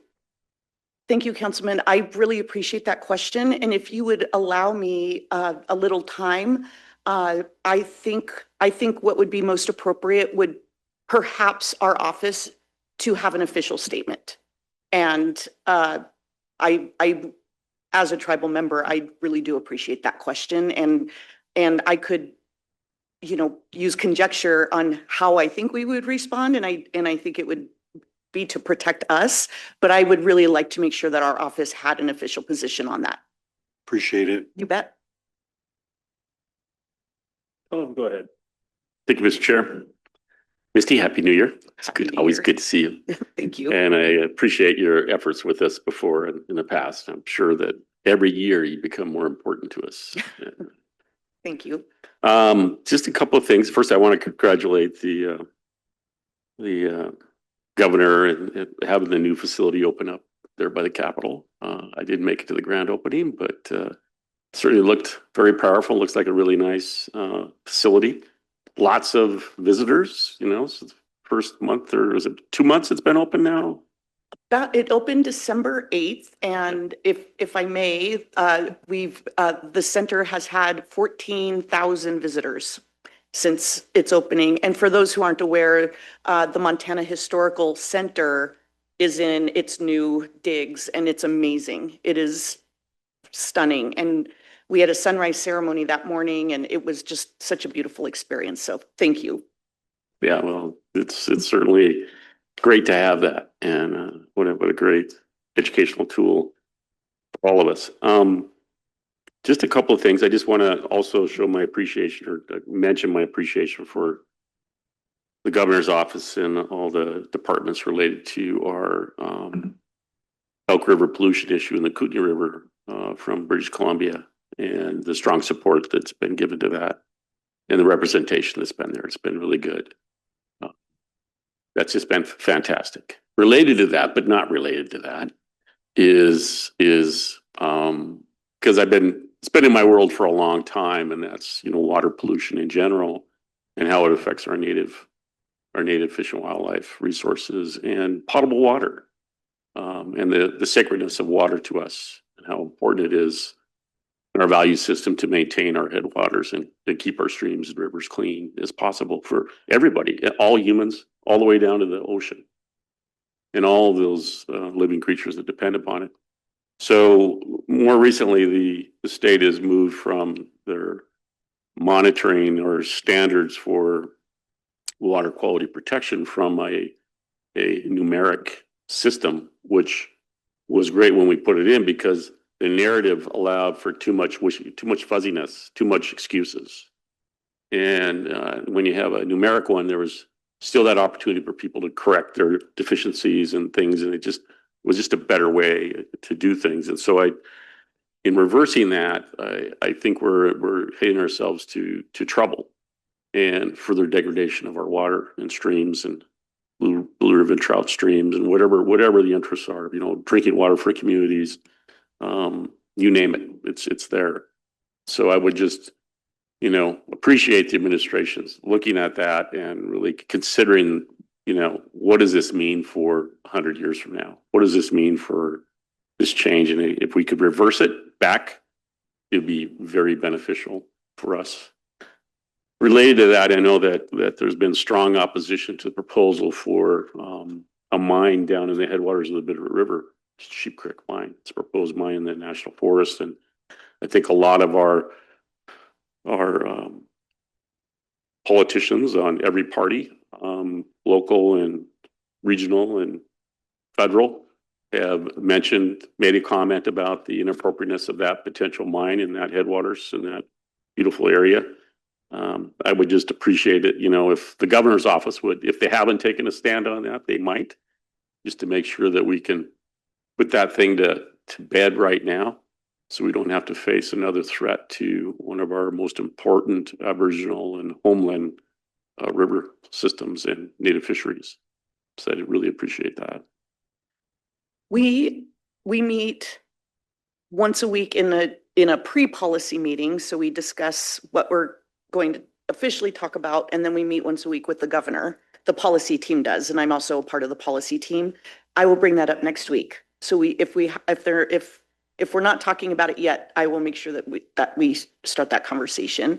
And Councilman, I hope you know, anytime you want to talk to somebody at DEQ or DNRC, I will get them for you. The last thing I want to bring up is Department of Highways, and we have a long-standing person that I've developed at least a confidence in, that managing the local regional highways, and Bob just retired down in Missoula.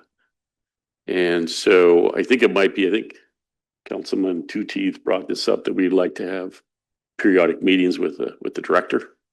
And it might be appropriate to do that now, especially since there's a vacancy. I don't know, there's an interim acting regional highway supervisor out of Missoula, but Bob was pretty valuable to us, and his considerations and discussions seemed to have pretty good responses.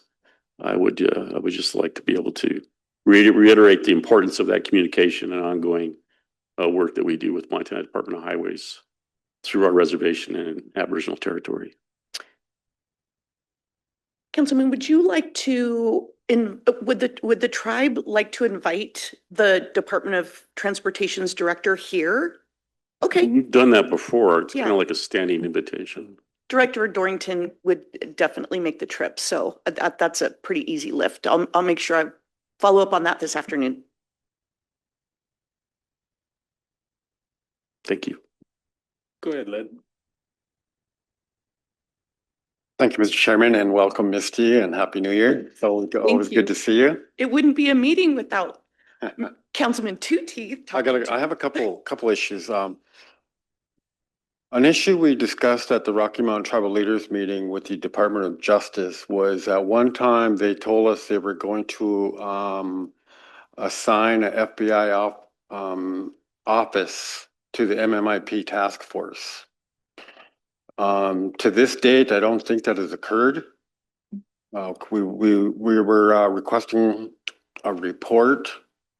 Well, we wanted an annual report on the work that they were doing and what was being accomplished. So there was nobody could find any contact information or who the officers were that were assigned to the task. So we just wanted to get follow up on that to see Sure. see where we're at. Issue number 2 is the state land exchange. Okay, and just to give my 2 new colleagues an update on that, the process is stalled, and what has happened was the state of Montana informed us that they were going to retain the mineral rights on the state lands located within the reservation boundaries that are going to be transferred to us through the compact. And so we didn't agree with that. So we started talking about another direction to go, and we could talk about that later. But I would really like to see the land board look at changing their policy on that, so we can just complete this, because I know there are other tribes that believe Port Belknap will be in the same situation, because they're going to also be asking for their state land exchange or their state lands within their reservation boundaries. And it just makes no sense for the state of Montana to retain those mineral rights. Why sever these tracts, you know? So I just wanted to bring that up, and I hope we can have more discussion directly with the governor on this, so we can get this completed. We're going on 3 years now, and gotten absolutely nowhere.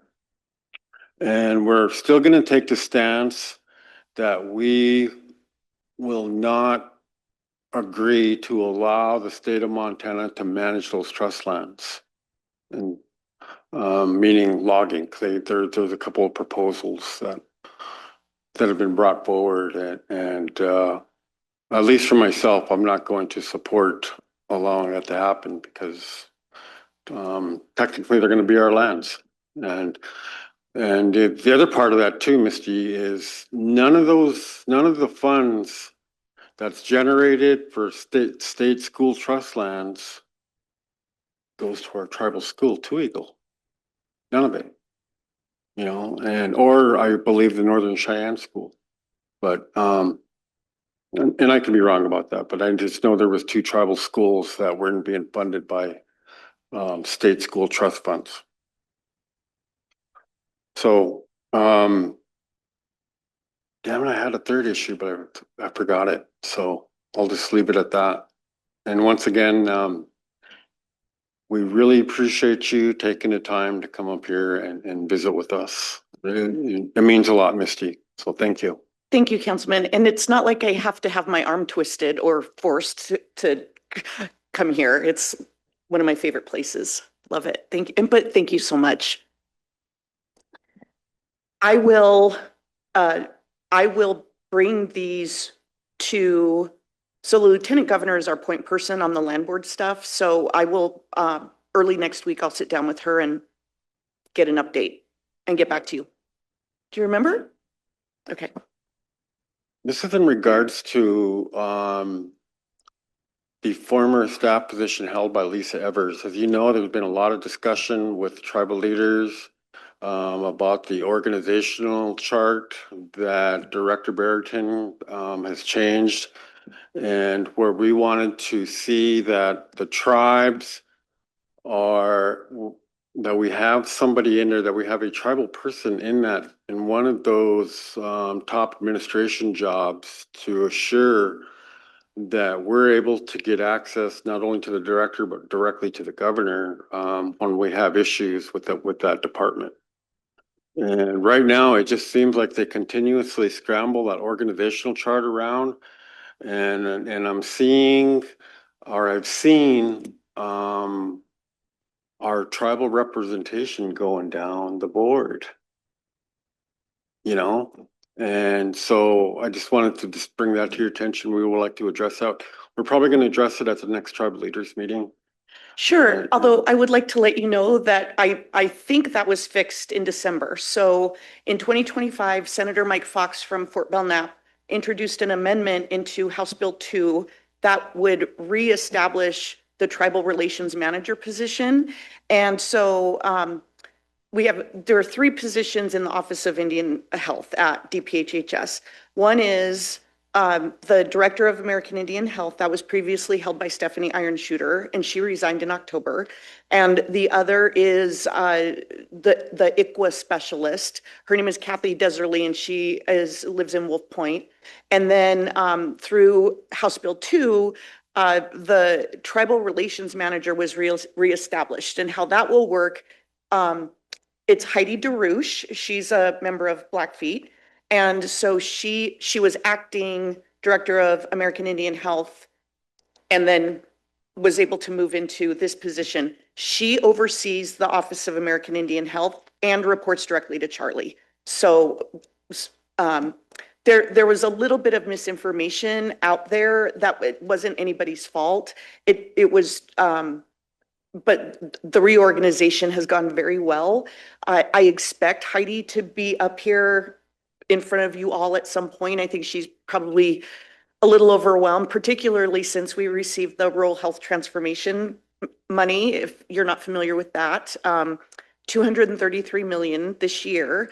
And I know that Heidi's working very hard, and Donnie Wetzel as well, to ensure that tribes have a seat at that table in how that money will be distributed. So she's, I won't make excuses for her. She's a very hard worker, but I imagine right now she's might be a little underwater.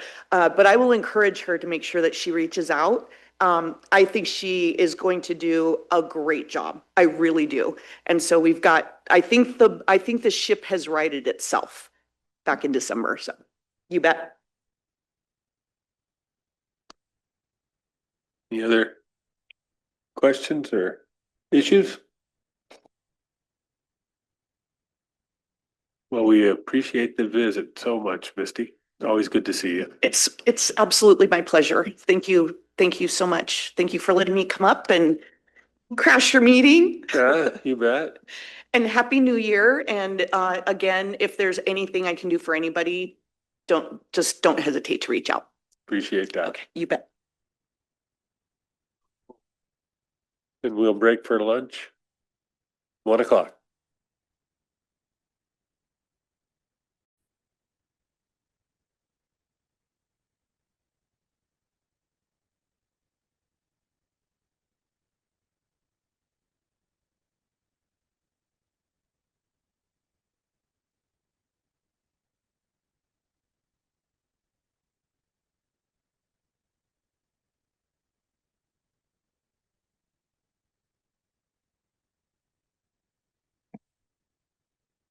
Afternoon.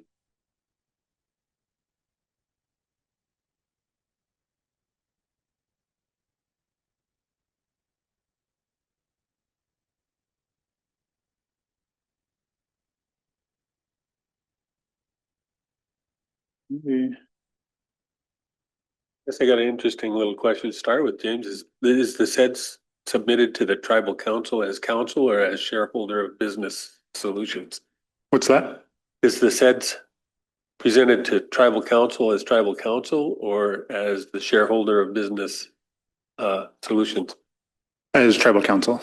Tribal council. So we'll stay in council. We won't go into business services shareholder. Yep. Okay. Yeah, but feel free, at the end, I know you guys always like an update or anything, so feel free to ask questions and have an update if you guys would like it today.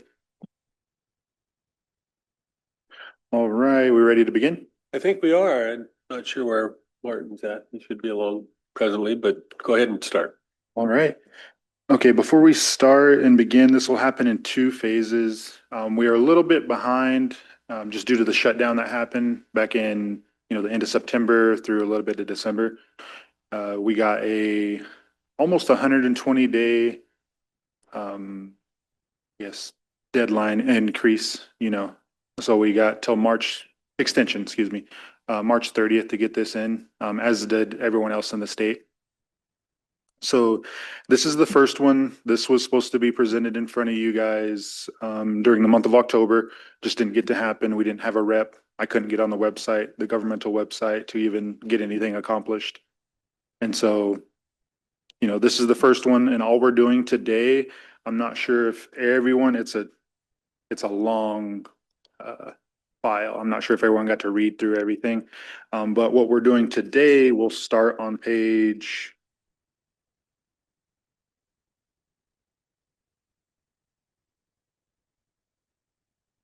I guess I can scroll down too. So we'll start on page 11 right here, and I'll scroll down as well. 11 on the document, not on the file that was uploaded. And so the SEDS is a comprehensive economic development strategy for CSKT.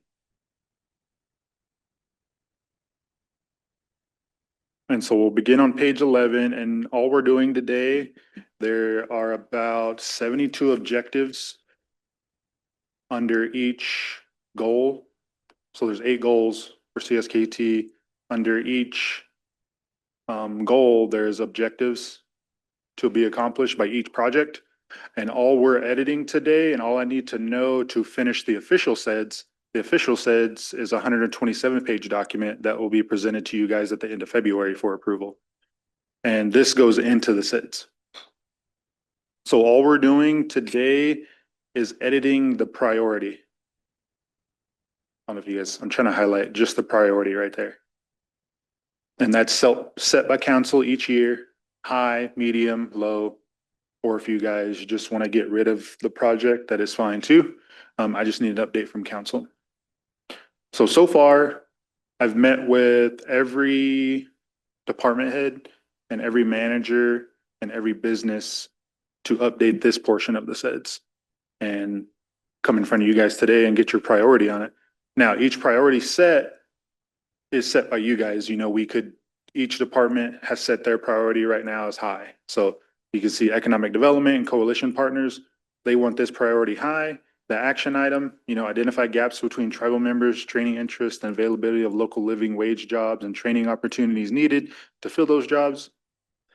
And consider CSKT's need to fill the long-term tribal managers retire in the next few years, succession plan, so on and so forth. You guys would say that's high or medium or low. And so we'll begin. Objective 1. Priority, high, medium, or low.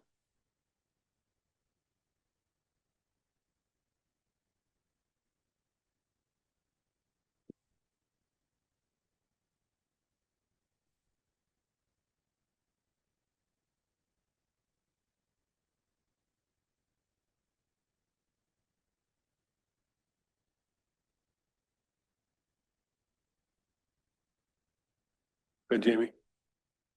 Yeah, I think this is one of the priority issues that council has as well. And so I think this is really an important issue. So I would definitely say high as well.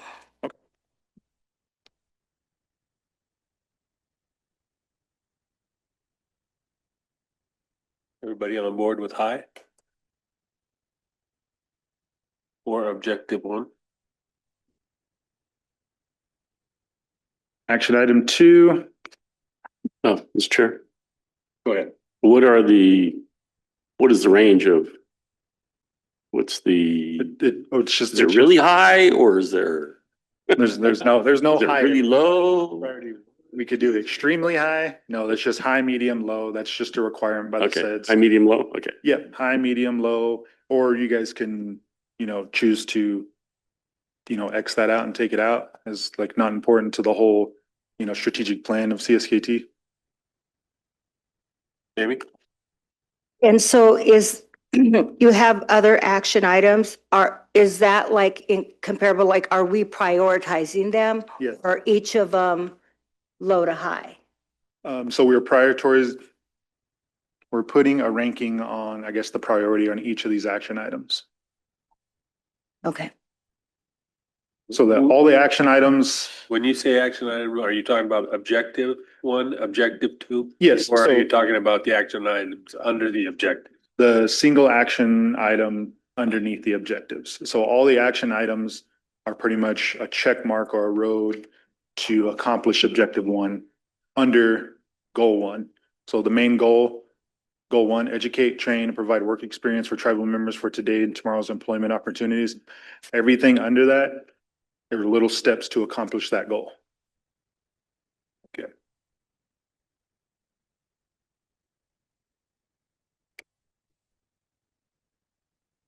Action item 2, work with local educators and training programs to fill those gaps identified in action item 1.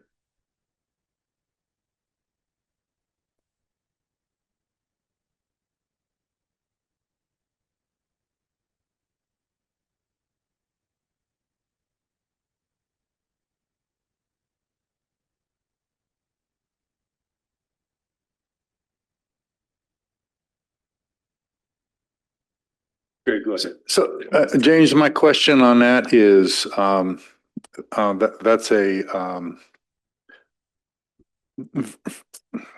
huge task to take on initially, right? Yes. And then a relatively easy task to maintain.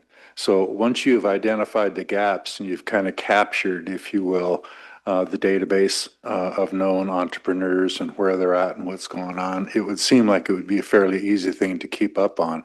My question is, where are we at in that whole process? Have we kind of captured that initial database, or how are we doing on identifying the gaps? So on identifying that gaps, this initiated back in 2021 when this SEDS was approved by tribal council.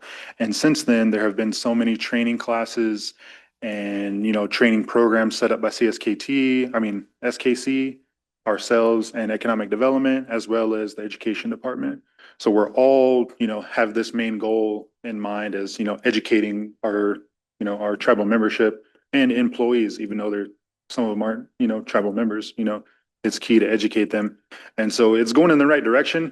Again, education and filling gaps is a never ending job, of course. So we can never say it's finished, but it is going on the right route. So, yeah. So, I know the number of entrepreneurs is going to change annually. There's going to be some new ones that express an interest. There's going to be other ones who kind of drop out of the picture because of age or whatever. So that number is constantly going to be changing, and I understand you're going to constantly need to update that. But what I'm trying to get a handle on is, and I understand we've made some progress along those lines. I'm trying to get a feel for where we're at. Are we halfway? Are we 3/4 of the way there? Have we made contact with all of the entrepreneurs, but we don't know enough about some of them? How would you say we are doing in terms of understanding the gaps of our entrepreneurs? I think that changes, I guess, with the day and age. It could change monthly, quarterly, depending on, how, I guess, the economy's doing, people's interest in what we've learned and what I've learned over the past, even 2 years or ever since COVID ended, I mean, COVID's still going, but ever since the shutdown, that things change periodically, the interest may be, making crafts at home, making, all the way to TikTok videos. And so we've had entrepreneurs approach us, how do I get my platform started on social media? All the way to, making traditional, regalia or beadwork. So I don't think we can put is it halfway? Is it 3/4? Just the way I look at it. I think as we move along this entrepreneurship road, as we pick up a few, some are going to drop off, obviously, like you mentioned.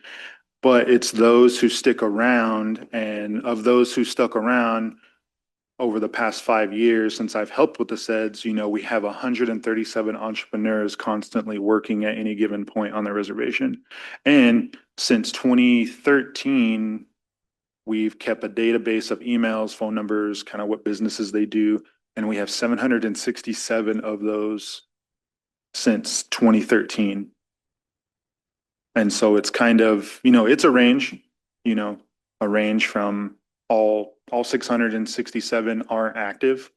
They may be active if, they go off, they're off of work because of injury or something. They may, go back to, crocheting or doing artwork at home, then they reactivate.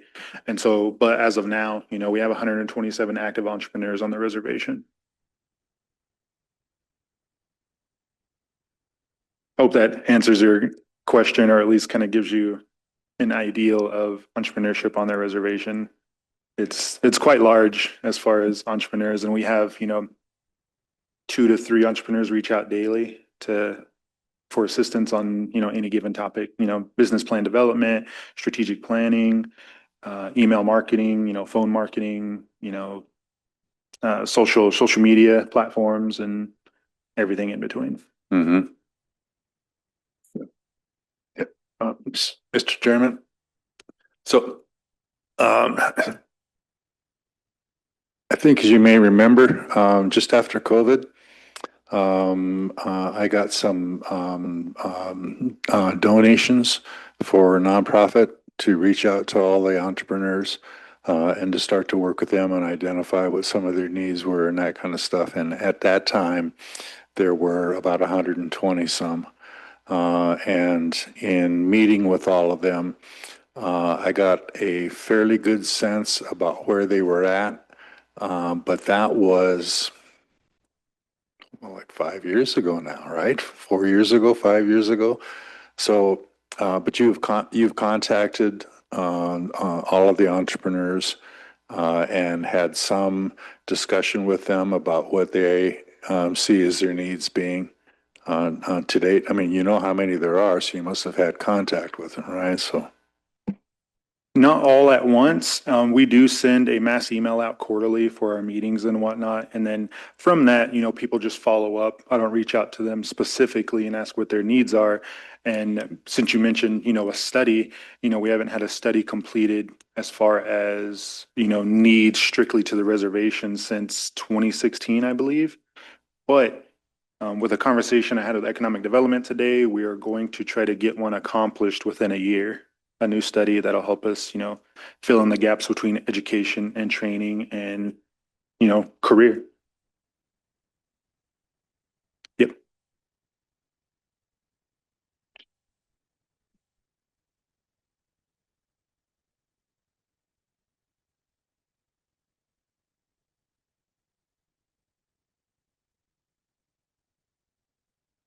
So action item 2, I would say we could leave it high.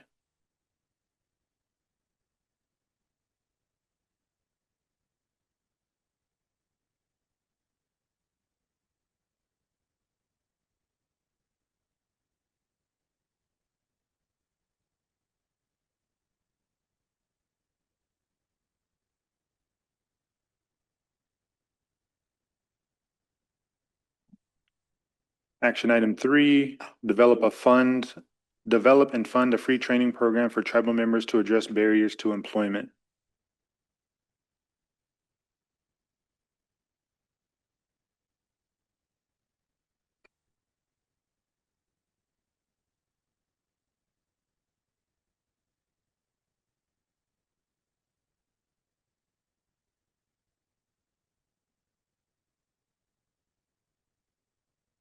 Thoughts about that? Go ahead, Lynn. Thank you, Mr. Chairman, and thank you, James. And just earlier I was reading through all the action items, and they're all going to be a high priority for us. You know, so I don't think nothing's going to change. Especially when you went into detail on some of them, and I appreciate you doing that, bro. But yeah, I think they're all going to remain high priority to us. Excuse me. And just from the last approval, there are some that are medium priority and there are some that are low as well. But I understand too, all of them are a priority, especially for me working on this as well as economic development. Good, Jamie. And so it appears that as you have the goal and the objective and then the action items, you guys have them listed kind of in priority. Like all of the higher priorities are listed first and then it goes Yeah. down. Yeah, Okay. so that when it comes down That's to it, all of them are high, all of them are almost, kind of never ending unless there's a specific goal at the end of it. But in general, they're all high to us. And it would only come down to, is there funding, available funding? Are there grants? Is, tribal council able to assist in funding? If it came to that, if there was a tie, between a high and low, obviously we would choose the high because that was set by tribal council.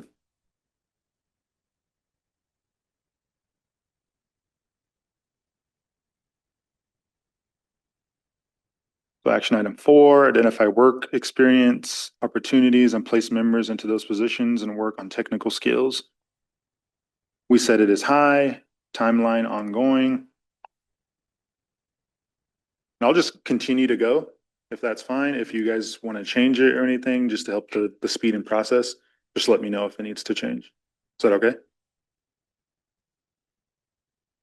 Action item 5, address discrimination issues through policy enforcement, education, priority high, ongoing. Address other barriers of employment by improving awareness and access to programs that address those barriers. Priority high, ongoing. With our partners, or excuse me, action item 7, with our partners, provide free introductory business workshops for occupation and business that interest most tribal members. Priority high, ongoing.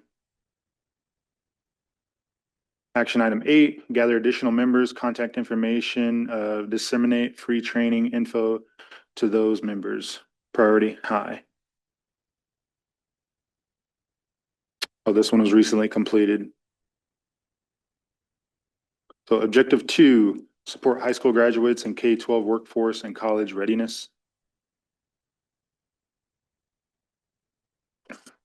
Action item 1, continue focus on child development through Head Start programs, priority high. Action item 2, develop family wellness activities, continue family mentoring program, and establish holistic family partnerships to include work and culture liaisons, priority high.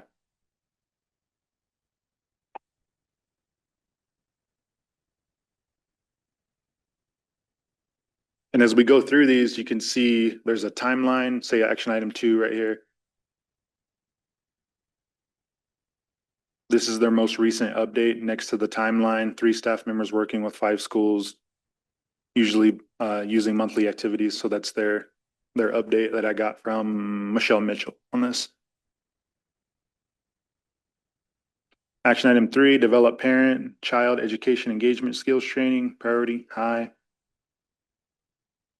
Action item 4, communicate about the importance of school attendance, a priority. Billboards, flyers, webpage, Facebook page, priority high. Action item 5, promote career exploration, readiness, mentoring, and job shadowing, priority high. Action item 6, develop a student record database and data sharing agreement with schools to improve instruction and support Native students, include teacher training for reservation schools that are willing to participate, priority high.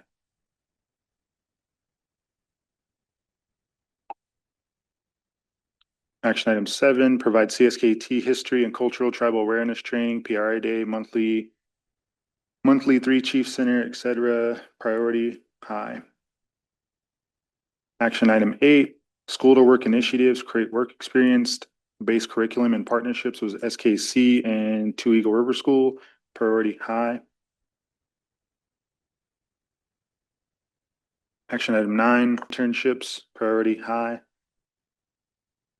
Action item 2, compile inventory of most needed staffing positions and develop a succession plan strategy for CSKT positions with impending retirements, priority high. Offer more trade programs according to economic needs. Action item 3, offer more trade programs according to economic needs, priority high. Action item 4, find support for paid internships, priority high. Action item 5, provide funding for training, priority high. Continue scholarship, action item 6, continue scholarship programs, priority high. Completed. Objective 4, other assistance. Action item 1, continue to support flexible work schedules and telecommunicating options for CSKT and other employees who are compatible with jobs and supervisor needs, priority high. Action item 2, assist members in developing bundling a livelihood strategy by combining a variety of seasonal and part-time sources of earnings and income to create an equivalent of a full-time livelihood sector and decrease reliance on tribal government employment. Objective 1, provide grant opportunities for member-owned businesses. And here's our first one that was moved and as example of completed. Action item 1, refer to appendix 1 for completed or dropped activities. If you go to the back, starting on page 47 of the document, I'm not sure if you have it printed, but at the end of the document, you have a list of what's been completed of all the goals and action, or I guess all the action items that have been completed since the last approval in 2021.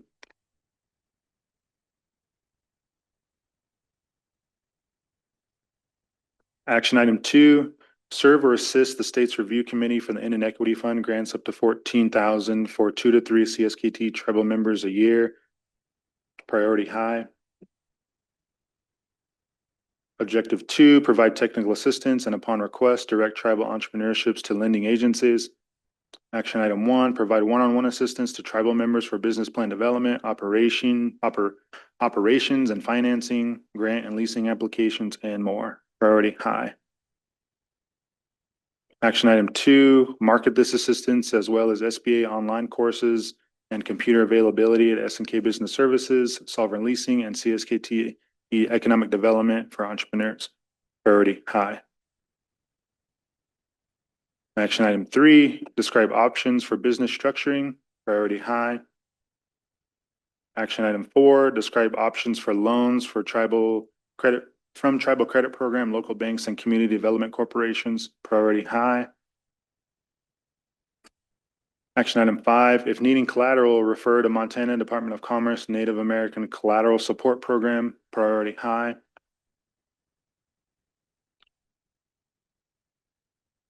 The email list I was talking about, we have 667 people part of the email list that we've combined with economic development to make this list. Priority high. So there's 2 parts to that, right? One's training and the other one's networking. In my experience and belief, there's nothing more valuable to an entrepreneur than sitting down in a group of entrepreneurs and sharing their stories, right? There's support, successes, failures. It can't be replaced by anything. There's no level of training or anything that can do that. And that's why chambers of commerce are in place, is to create that kind of an environment. I'm curious as to whether or not you've had any success in getting entrepreneurs to come in, because typically entrepreneurs are pretty independent, used to working by themselves, And getting in that group environment is typically something that they're not comfortable with, but once they do, they love it. Have you had any success in breaking through that barrier? Yes, a few times, and one is, we have monthly classes that we have, 7 to 8 entrepreneurs join. And, at the end, there's a lot of talks on communication, best practices. And so that happens monthly. And I know this year we are planning with the Indian Equity Fund Network to host we still haven't figured out a name for it, but an entrepreneurship summit. And we haven't got the details worked out, but the idea is, to pull everyone into Kotuknuk, along with the Indian Equity Fund Board, the executives, Brian Singer and TJ Alter Cruz. They already said they would come at an early fall date. We've kind of chosen that area, at least within that 90 days, August, September, October, before, it snows next year, to hold and sponsor a training or, roundtable discussions. And for one, it's to get questions answered by tribal membership for the Indian Equity Fund Committee, just to show or for them to better understand the application process. And then after that, we'll pull in executives or, loan officers or presidents of banks, at least our corporations, pull them in and have a panel of discussion of, what they're looking for from entrepreneurs, what they could offer their businesses.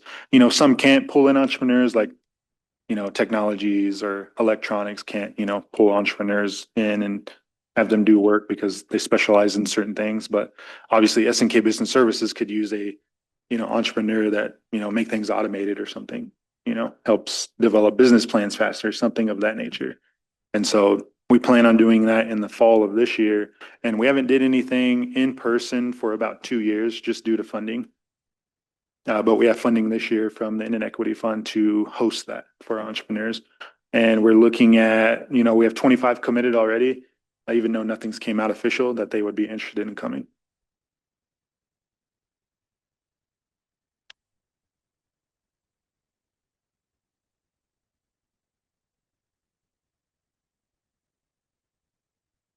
Action item 2, incorporate existing local and federal training opportunities into tribally sponsored entrepreneurship training programs for tribal members based on needs identified in EDO's 2014 Job and Training Needs Survey and follow-up entrepreneur survey and workshop evaluations.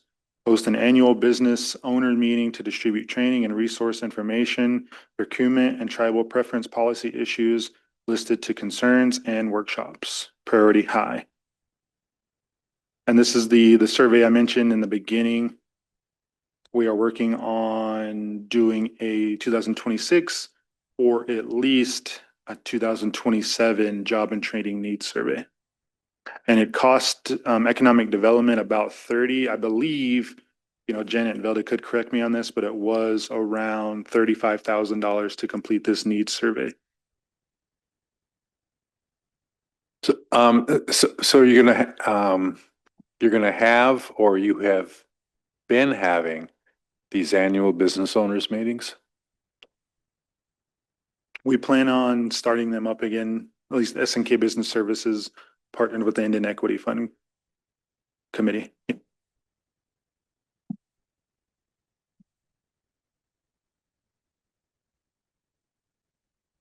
Action item 3, develop computer stations at tribal community centers where feasible. Priority high. Objective 5, help advertise tribal member owned businesses. Action item 3, offer social media marketing workshops for entrepreneurs. Priority high.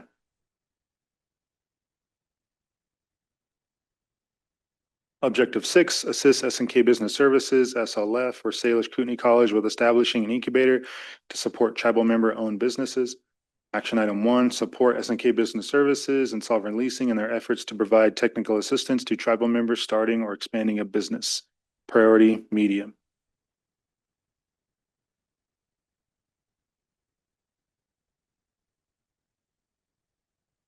Action item 3, identify resources and potential products, skills, and services already present at SKC and within the retirement, professional, or underemployed workforce and explore incubation and leveraging of enterprises based on their resources. Priority medium. Action item 4, explore potential for obtaining additional CDFI funds. Priority medium. Objective 7, identify suitable locations for businesses.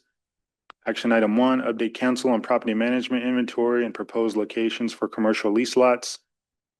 Priority medium.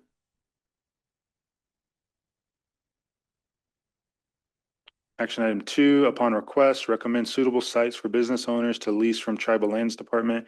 Priority medium. Objective 8, support tribal arts and crafts vendors.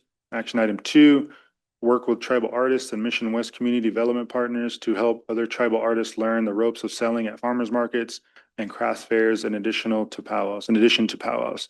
Priority medium. Objective 9, explore and evaluate various business structuring options and policies to maximize assistance and success.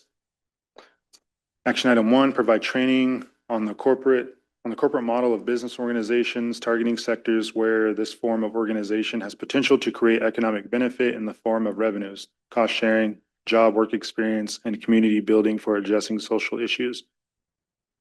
Priority low.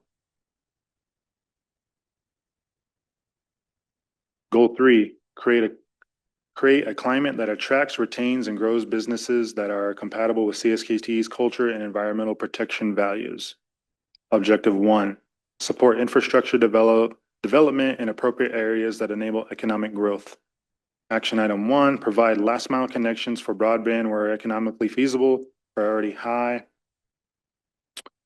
Action item 2, educate the public about priorities and potential on the reservation, about buying locally to recirculate dollars on the reservation, thereby supporting more local jobs, help dispel myths so there's less fear about investing here. Public education about CSKT. Priority high. Action item 3, expand water and sewer capacity in our communities. Priority high. Action item 4, continue tribal transportation committee activities. Priority high. Action item 5, utilize Community Development Corporation and experienced grant writing consultants with high success rates to apply for grants. Priority high. Action item 6, improve availability of affordable housing. Priority high. Action item 7, develop commercial lease lots. Priority high. Action item 8, office space for business incubators. Priority high. Action item 10, construction of reservation road, bridge, and shared youth pass and safety projects, and continue BIA transportation system annual maintenance according to tribal priorities. Priority high. Highway 93 expansion project coordination. Priority high. Objective 2, continue to explore the feasibility of developing a business park in North Pablo adjacent to existing tribal corporations and commercial industry development to bring in outside businesses and provide more water storage and S&K electronics to reduce fire insurance costs. Action item 2, complete a preliminary engineering report to be compliant with potential funders and requirements. Priority medium. Action item 2, log property, keeping some trees for green buffers. Priority medium.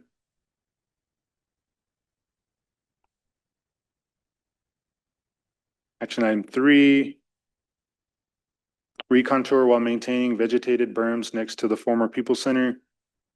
Priority medium. Action item 4, install power and communication lines. Priority medium. Action item 5, drill a new well or estimate cost to connect to Pablo Sewer Water District. Priority medium. Action item 6, install water distribution lines and storage tank. Priority medium. Action item 7, develop frontage road and internal streets. Priority medium. Action item 8, market lots for lease. Priority medium. Objective 3, complete Polson West project. Action item 2,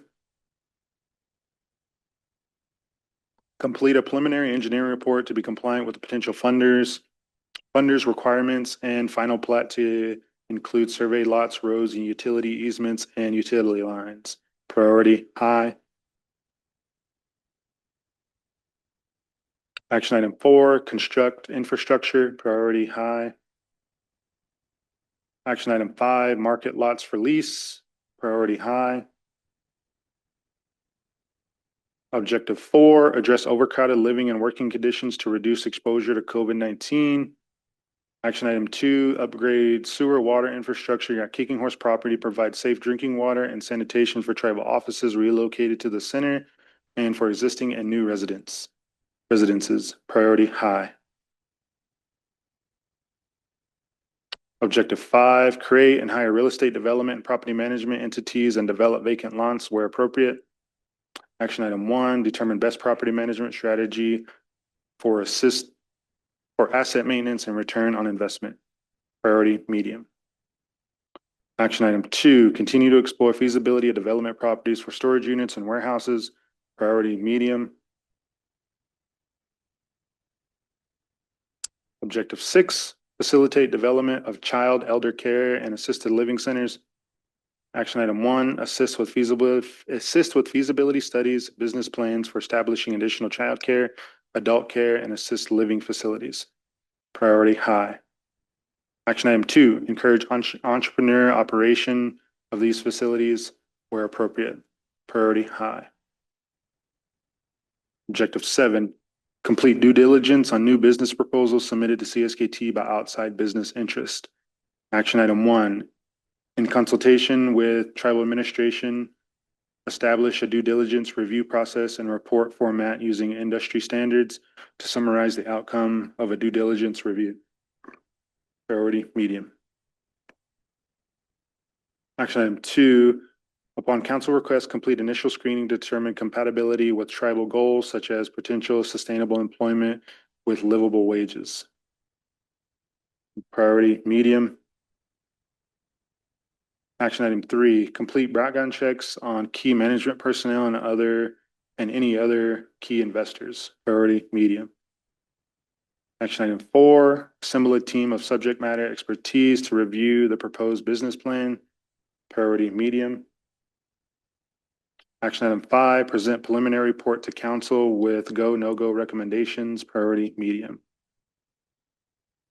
Objective 8, improve tribal member job opportunities and profits generated by tribal corporations through enhanced strategic planning and improved communication with shareholders. Action item 1, work with tribal corporations to ensure timely updates to the shareholders about audit results, annual progress and dividends, revenue projections, and planning. Priority medium high.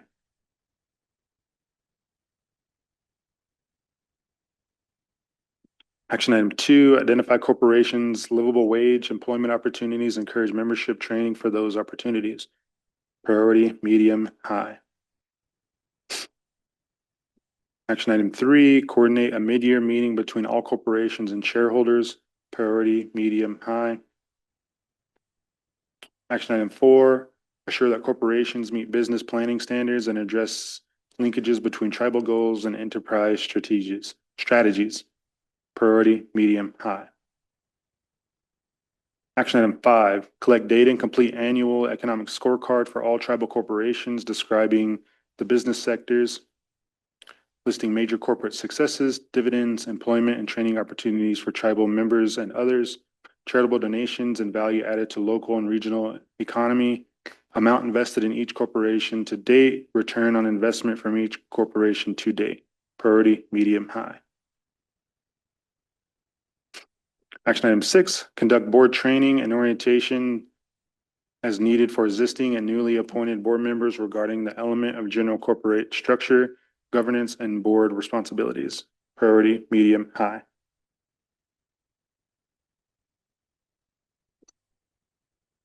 Goal 4, nurture emerging sustainable industries and encourage innovation. Objective 1, renovate the CSKT geothermal hot springs facility at Hot Springs to provide healing center for local residents, regional and international tourists. Action item 1, complete cost analysis and obtain funding to upgrade Big Medicine facility. Priority high. Action item 2, revise conceptual drawings if needed and cost estimates, demo structures or portions thereof, including lead paint abatement and abatement of asbestos in roof. Priority high. Action item 3, drill new bathhouse well and test water quantity and quality at Cornhole and Big Medicine wells. Priority high.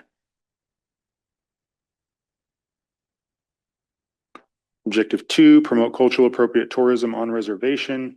Action item 1, promote Three Chiefs Culture Center. Priority high.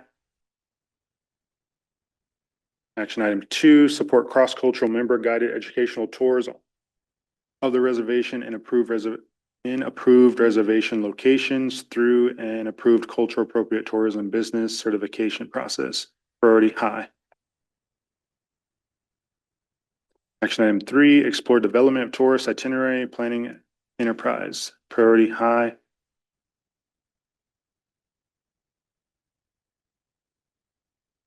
Complete feasibility. Oh yeah, that was done. Sorry. Objective 3, promote food sovereignty and sustainably developed and distribute local foods to decrease dependence on imported foods and improve health of the people. Action item 1, support existing and agriculture producers, including grass-fed beef producers, and package local foods for local distribution. Priority high. Action item 2, promote individual and community gardens. Priority high. Action item 3, inventory greenhouse space, seed storage, nursery stock, and other facilities needed for food production and processing. Priority high. Action item 4, develop agriculture enterprises and greenhouses that fill any nutritional gaps with locally raised food. Priority high.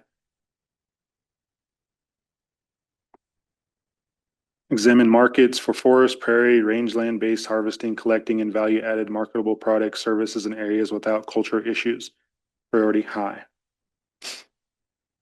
Action item 6, develop additional action steps such as providing markets to sell products. Explore Oneida's model. Priority high. Objective 4, develop new renewable energy resources on reservation. Action item 1, conduct feasibility study for development of a solar farm on the reservation. Priority medium high. Objective 5, enhance energy conservation by installing energy efficient appliances, lighting, better insulation, and solar panels where feasible, and promoting use of tribal transit, ride sharing, and alternative means of transportation. Action item 2, promote a super good scent type program that provides incentives for increased building insulation and use of energy efficient appliances and lighting. Priority high. Action item 3, explore whether or not the tribal housing ordinance requires energy conservation methods for new construction and remodeling projects. Priority high. Action item 4, continue to promote tribal transit program. Priority high. Explore funding action item 5, explore funding and incentives for creation and use of car ride share program. Priority high. Action item 6, continue developing of bicycle and pedestrian paths. Priority high.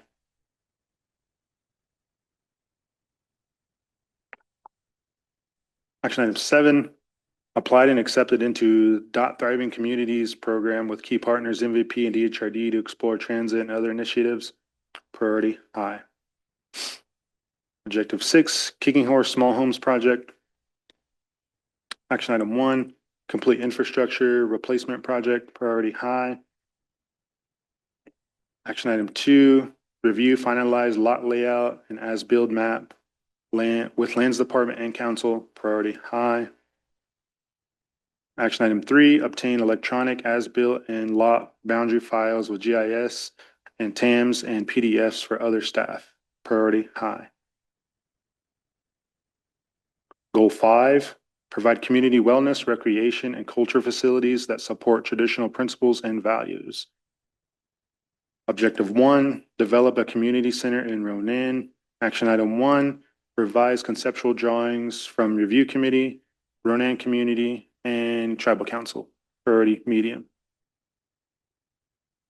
Action item 2, seek grants and other funding for construction. Priority medium. Action item 3, with council approval of facility financing, construct the facility.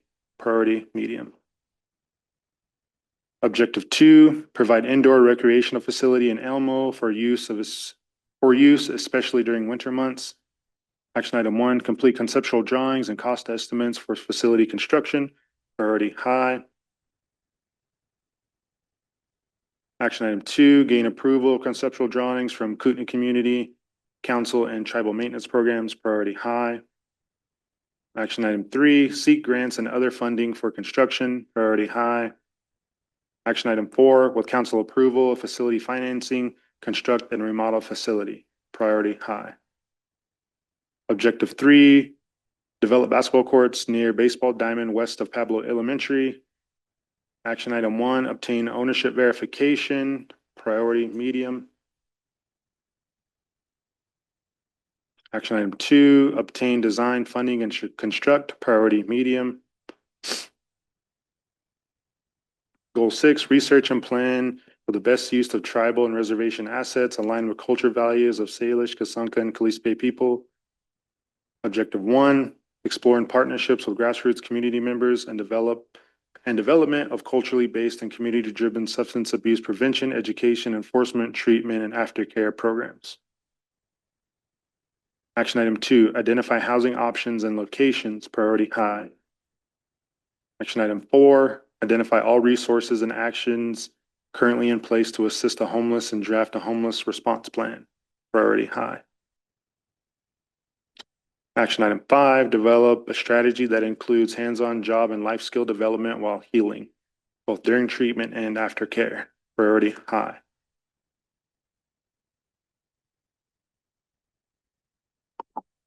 Action item 6, maintain continuity of staff members working with individuals. Trust is key. Priority high. Action item 7, additional action steps to be determined. Priority high. Objective 2, update comprehensive land use and natural resources plan. Action item 1, multiple steps specific to this project include mapping of tribal commercial lots and governmental use facilities. Priority medium. Clean up Dixon agency and dump sites for future use. Action item 1, complete steps outlined and recommended cleanup plan. Priority medium. Objective 4, maintain and consolidate existing tribal buildings to reduce long-range maintenance costs and improve energy efficiency. Action item 1, see steps outlined in the maintenance work plan. Priority medium, high. Action item 2, find funding to complete projects. Priority medium, high. Action item 3, plan new structures, consolidating old buildings where possible, as long as funding, permits, long-range maintenance, and operational costs can be reduced. Priority high, medium. Action item 4, upgrade Kicking Horse Complex wastewater treatment plant. Priority high. Objective 5, support existing tribal government revenue producing programs and evaluate new program proposals, including review and land acquisition opportunities with housing development or revenue producing potential. Action item 1, provide business analysis where needed. Priority medium. Action item 2, assist revenue, forecast risk assessment and mitigation, management and staffing requirements, etc. Priority medium.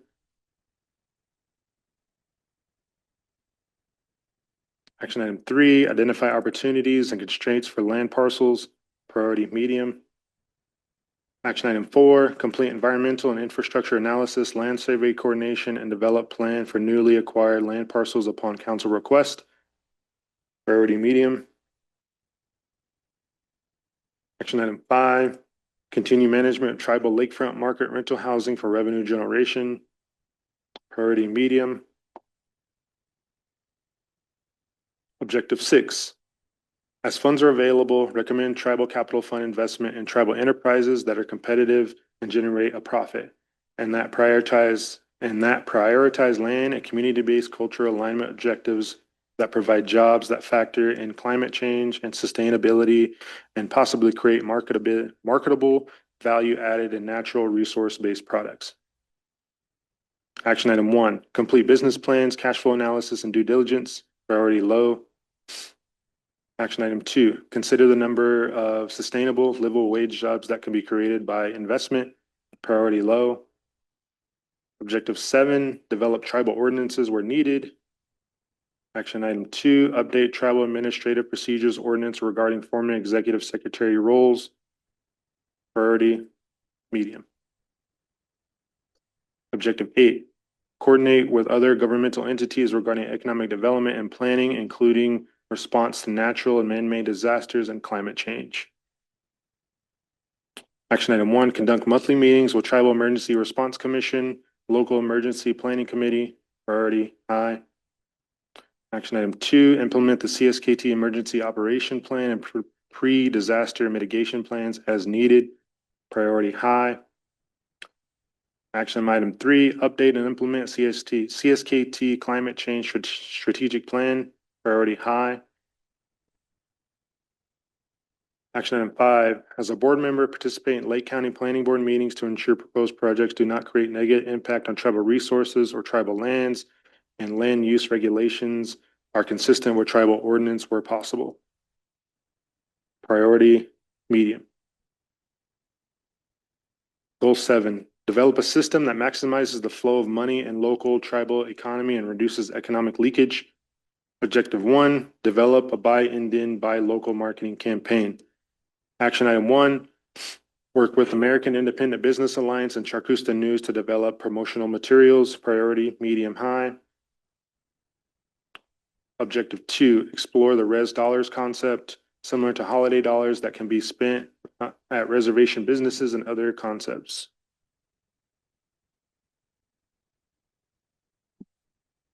Mr. Chairman, That's it.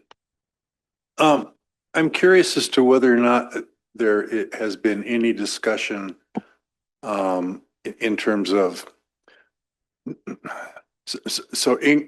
improving the flow of money, within the tribal economy really boils down to we're going to buy more from tribal people, right? For the things that we buy. We're the largest purchaser in the valley, right? So under the federal government, they have an 8A program, right? And the state has other types of programs. The tribe doesn't have any procurement program or something similar to that for their own entrepreneurs. I'm curious as to why, and has there been any discussion about that? And if not, wouldn't this be the place where that needs to be interjected in this overall plan?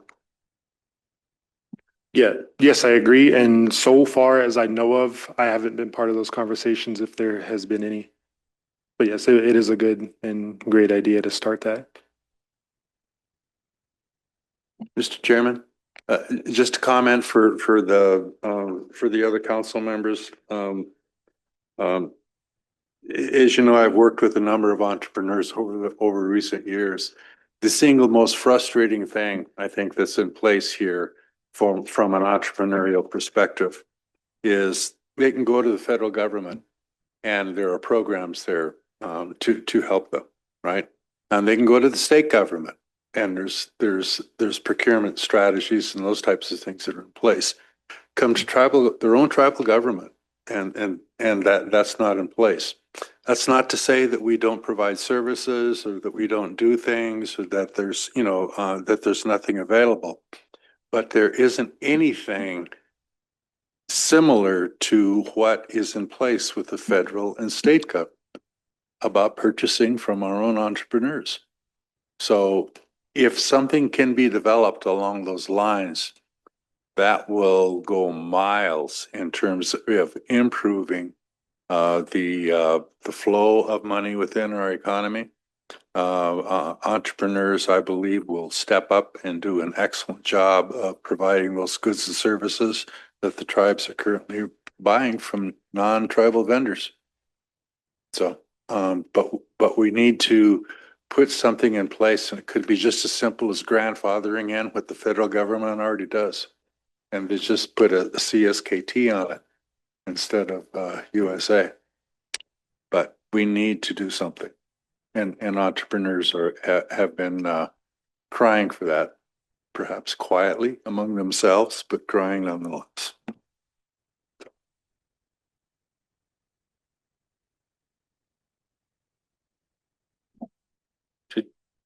Should be kind of an outgrowth of the IPO office, shouldn't it? It's basically a procurement strategy, right? So in order for a department to go, if I'm a federal purchasing agent, right, I can go to the 8A program. I can take the funding that I have, I can put it into an 8A program, and I can go directly to an 8A provider of that service and go directly to them with that. I don't have to advertise, I don't have to compete. I just have to assure that the taxpayer, the use of those funds is going to go to wise use, okay? We don't have anything like that here in place. We have a procurement policy that has Indian preference in it, but that's very similar to what the federal government has had in years past. And the federal government in the 1950s switched from a preference to some hard, cold advantages, some procurement policies that have teeth in it that help small businesses. We can do the same here without reinventing the wheel, without rethinking it. We can just take what's already in place from the federal government and make it a tribal policy as well.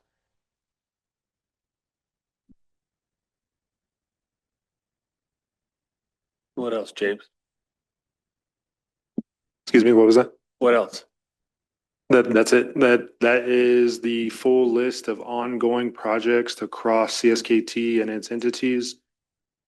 Just below is the appendix of completed action items listed. Tom, go ahead. Thank you, Mr. Chair. Unless I missed it, I was speed reading and then I was listening and darted into another report. But there actually was absolutely nothing mentioned about the Bison Range or a new entrance or any of that. Is there in there? Yeah, there was one with Rich. Okay.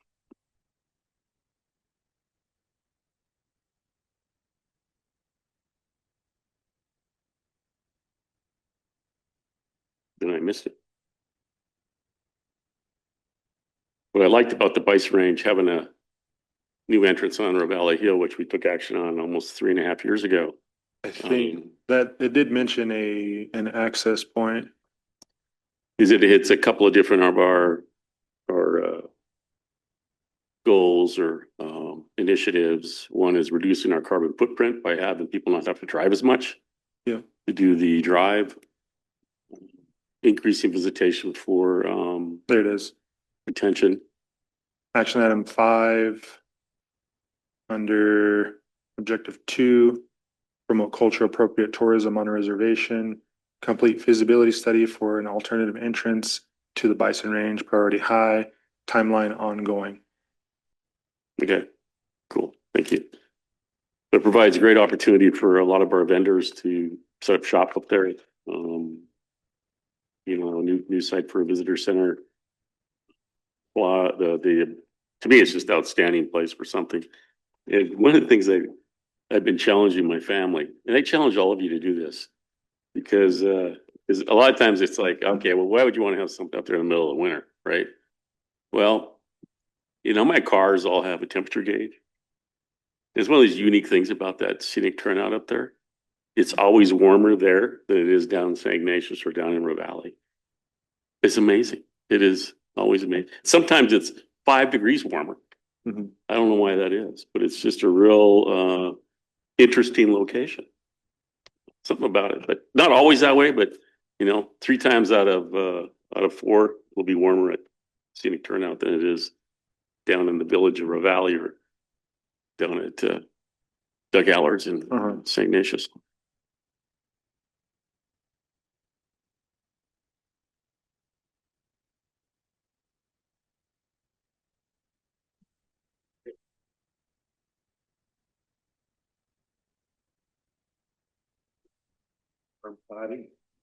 Thank you, James. That'll be part of the report we get in February, right? Yep, so all of this plugs into the final report, which it's probably going to be a little longer. We have to change things within the official document as far as, things to do with climate change, statistics for the region, the reservation compared to Lake County, Missoula County, Sanders County. That's going to be a little longer, but probably about a 132-page document, if I was to guess. It's 127 right now. Probably about 5 more pages added onto it. Any other question for James? He opened himself up saying he would take anything.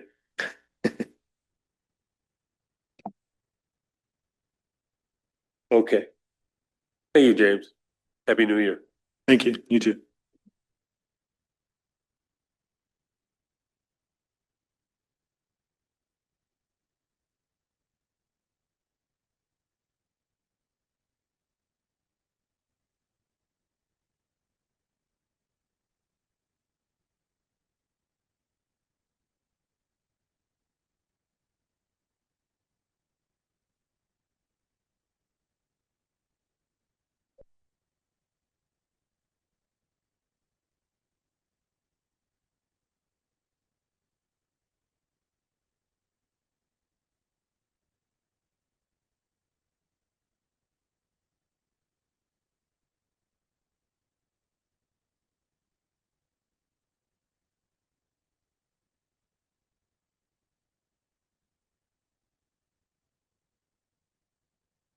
Afternoon, Miranda, come on out.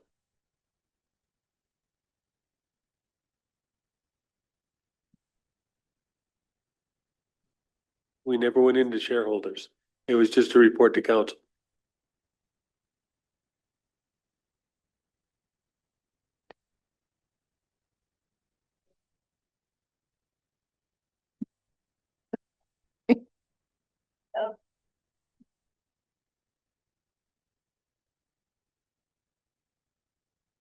Good afternoon. You guys can't have me do anything with technology. So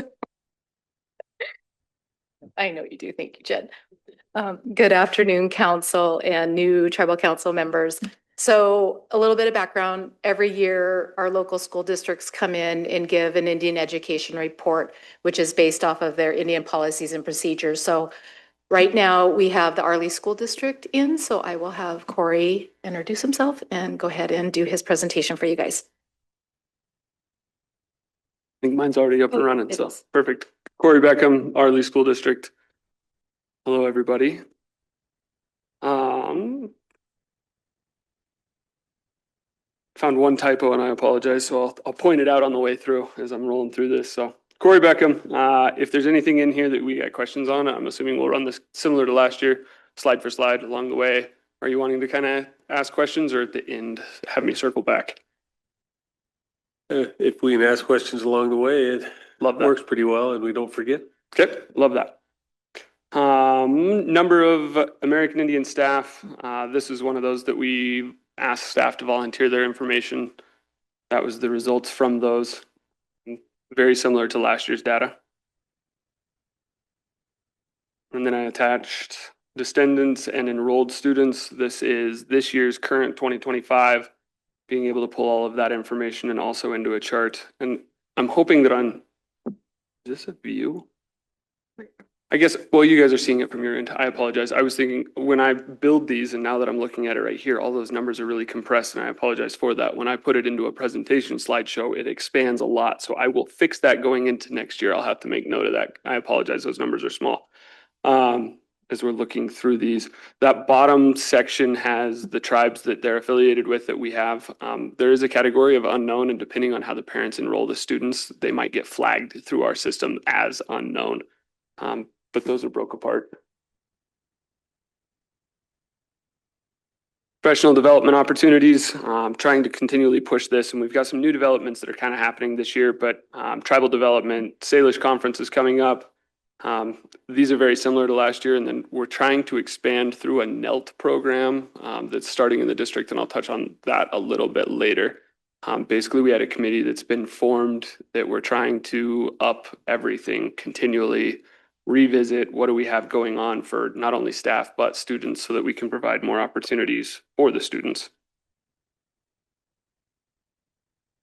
Reporting, this is coming from our statewide reporting. I split it in between enrolled and descendants and peers.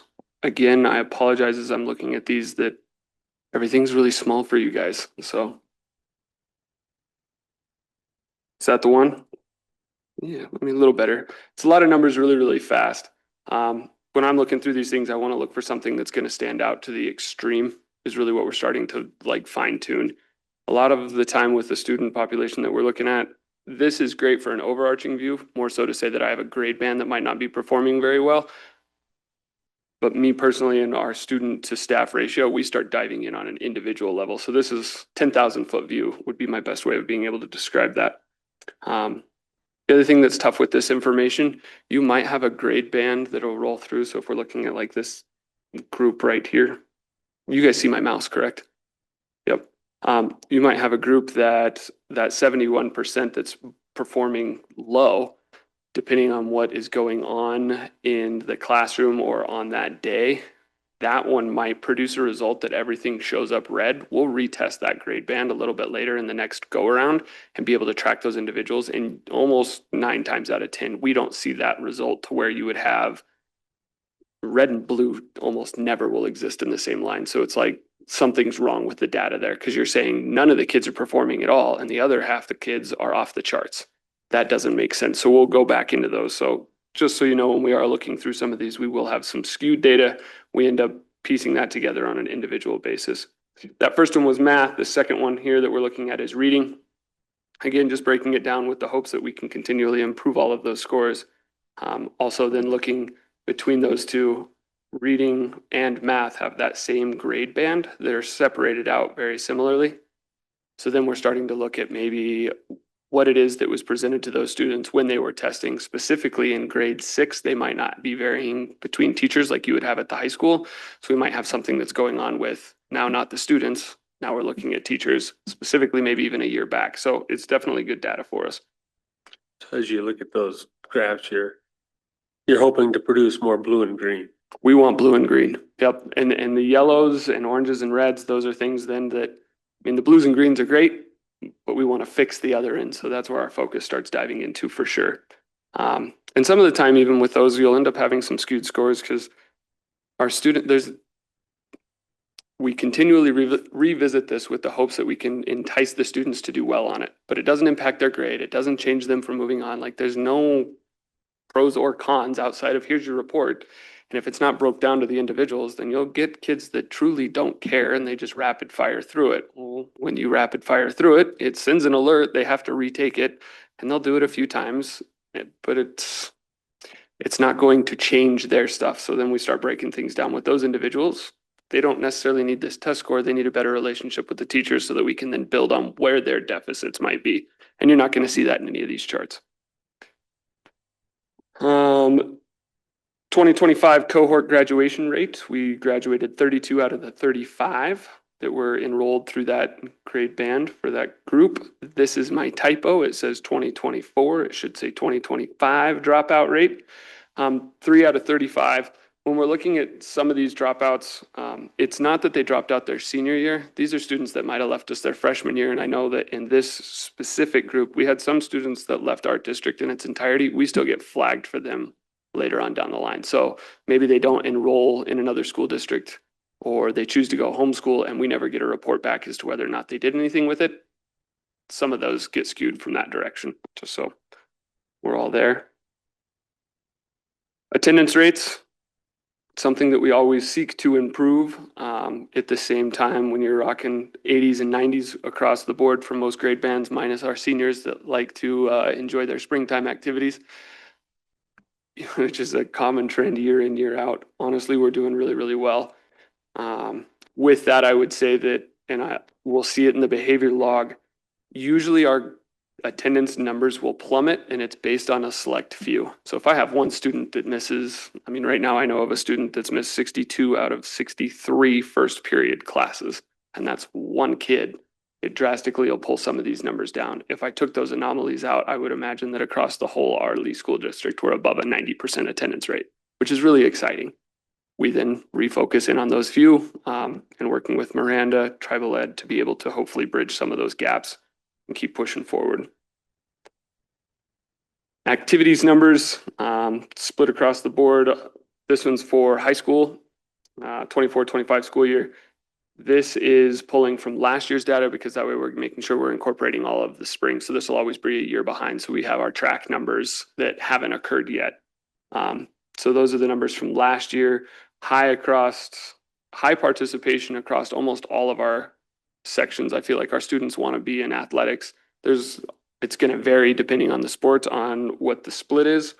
But yeah, it's great having all of our kids out there and participating. Softball's co-opt with Mission, so our kids go that direction. Junior high activities. Again, nice having all of our students out. Junior high volleyball, when I look at that number, there's 26, and this is for last school year, 26 total students participated in junior high volleyball. And I want to say last year we had mid-30s for the total student population. So we're getting a lot of those kids out to play athletics.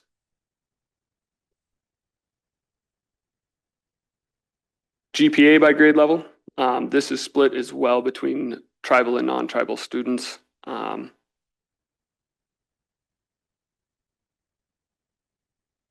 By grade band, first through third grade is not going to have any GPAs that are attached with them.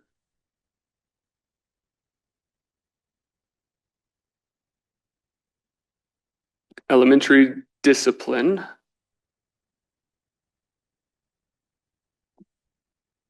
These are marked, again, just split up more for data purposes to be able to pinpoint if we have anything that's striking in nature. However, I would state this one also, just like attendance, it becomes skewed the moment that you have one individual that's a repeat offender, which we drastically see in this next slide. So this 47 that's occurring over here, we had 47 cases that is off the charts that immediately, like from an administrative standpoint, you're like, something's happening, and what is it that's happening? That one, and I made sure I put note of it, there are 39 that came from 4 individual students. Of those 4 students, 3 of them had a specific behavior plan that we were trying to map so that we could put positive reinforcements for. So it was one of those that we asked the teachers, you got to write everything, anything, everything, and it's going to get flagged under a disobedience. So then it skyrockets.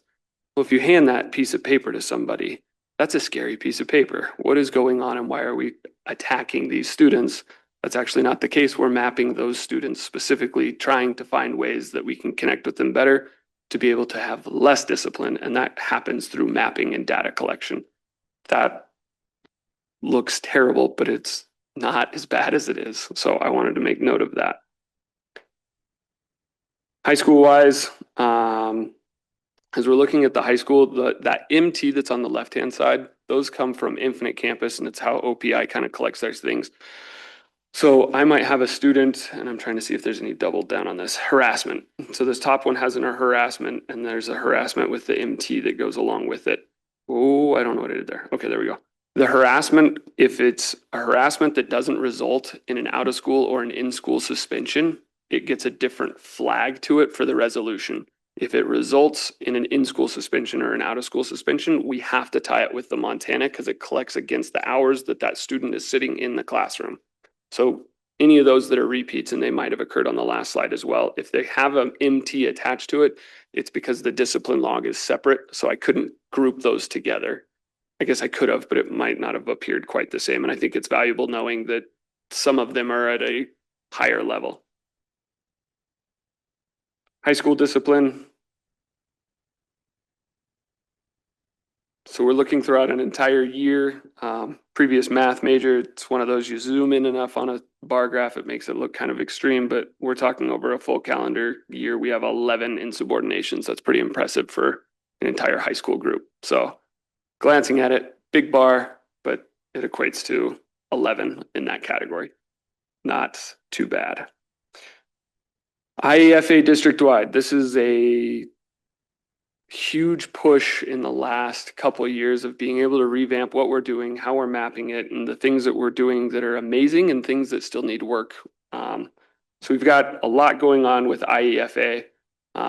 Between all the events that are happening outside of the school, so all of the events that we're invited to, whether it's through Tribal Ed or if our NELT, which is our Native American Education Leadership Team, or ASA, which is our Arley Indigenous Student Association, any of those projects or events that come up that we want to be able to get our kids involved with, we do those, as well as we are working through, I'm going to come back to that slide, revamping all of our IEFA in the classroom. So basically we're trying to create a document that will be able to be accessible K-12. That way teachers can build on any IEFA across the district. And if I know that I have one specific band that's happening, we can share it with others and build off of it. So if we have dry meat happening at the high school, how do we bring our little kids up to be involved with that as well? And this is going to be a living document that's already started. I created this one this year to where we could break it down. And then hopefully in the long haul, once we have enough established, be able to start sharing with others. Because there's great things that happen all the way up and down. And for the most part, most of the schools are using Google. So it would just be a nice asset for anybody. But it's also, and I should circle back to this, it's under constant review. So once it's built, the goal is not to step away from it. It's to constantly review it and expand on it and have other individuals come in and look at it. Because some of the time, and it happened in the last year, we would have a book that was taught that maybe it was not the way that we felt like it should be appropriately envisioned. And maybe moving forward, we want to tweak, and we would bring a group together that is way more knowledgeable than I am when it comes to culture and saying, hey, let's make some tweaks to this. Here's what we're seeing that's good. Here's what we're seeing that we feel like would be better for our kids. With that, then, I'm going to expand on that. NELT. Excuse me. I apologize. I'm just rolling. It might be a silly question, but I was just wondering where you have algebra powwow circuits. Could you describe what that is? Man, you're putting me on the spot. I would have to open that because I did not. Okay, that's create that fine. algebra. So, but I can't elaborate on this because this is actually something that, as we're looking at it, when I screenshot this, I sent back out to staff and asked why that wasn't under the math folder. Again, living documents, they were unable to amend it once it was planted there. So that's now been changed. It will live under the math documents. And honest, I wouldn't have the availability to link into this. And I don't think I can have, you guys wouldn't be able to access it through the resource log. I can get back to you on exactly what it is, but I think that it's also important that we can see those. And I know that it's not set up that way yet because we're still trying to make sure we're tweaking and that it's all reviewed by our culture committee to be able to say, hey, we like this one, or what are we seeing? So I don't know, and I apologize for that. I could speak more, and it's not on here. This last year, we had our English department and our math department 2 years ago come together, and they built a blood quantum unit. And I know that lives under the math folder. So being able to dive into the multiple facets, but I apologize. I don't know. No, it's fine. It just looked interesting. I was like, how would they do algebra with powwow circuits? So yes, something like that. The second question I had is, could you describe a couple examples of insubordination? Yeah, yep, insubordination. Going to be varying across grade bands. Are you just any and all?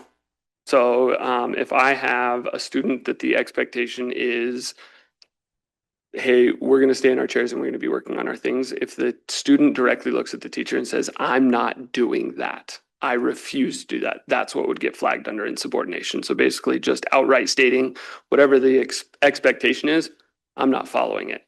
It might also be from an admin standpoint, I get called down to a room and a kid's throwing a fit and I'd say, hey, bud, you got to come with me. We're going to just take a time out. We're going to go sit down together.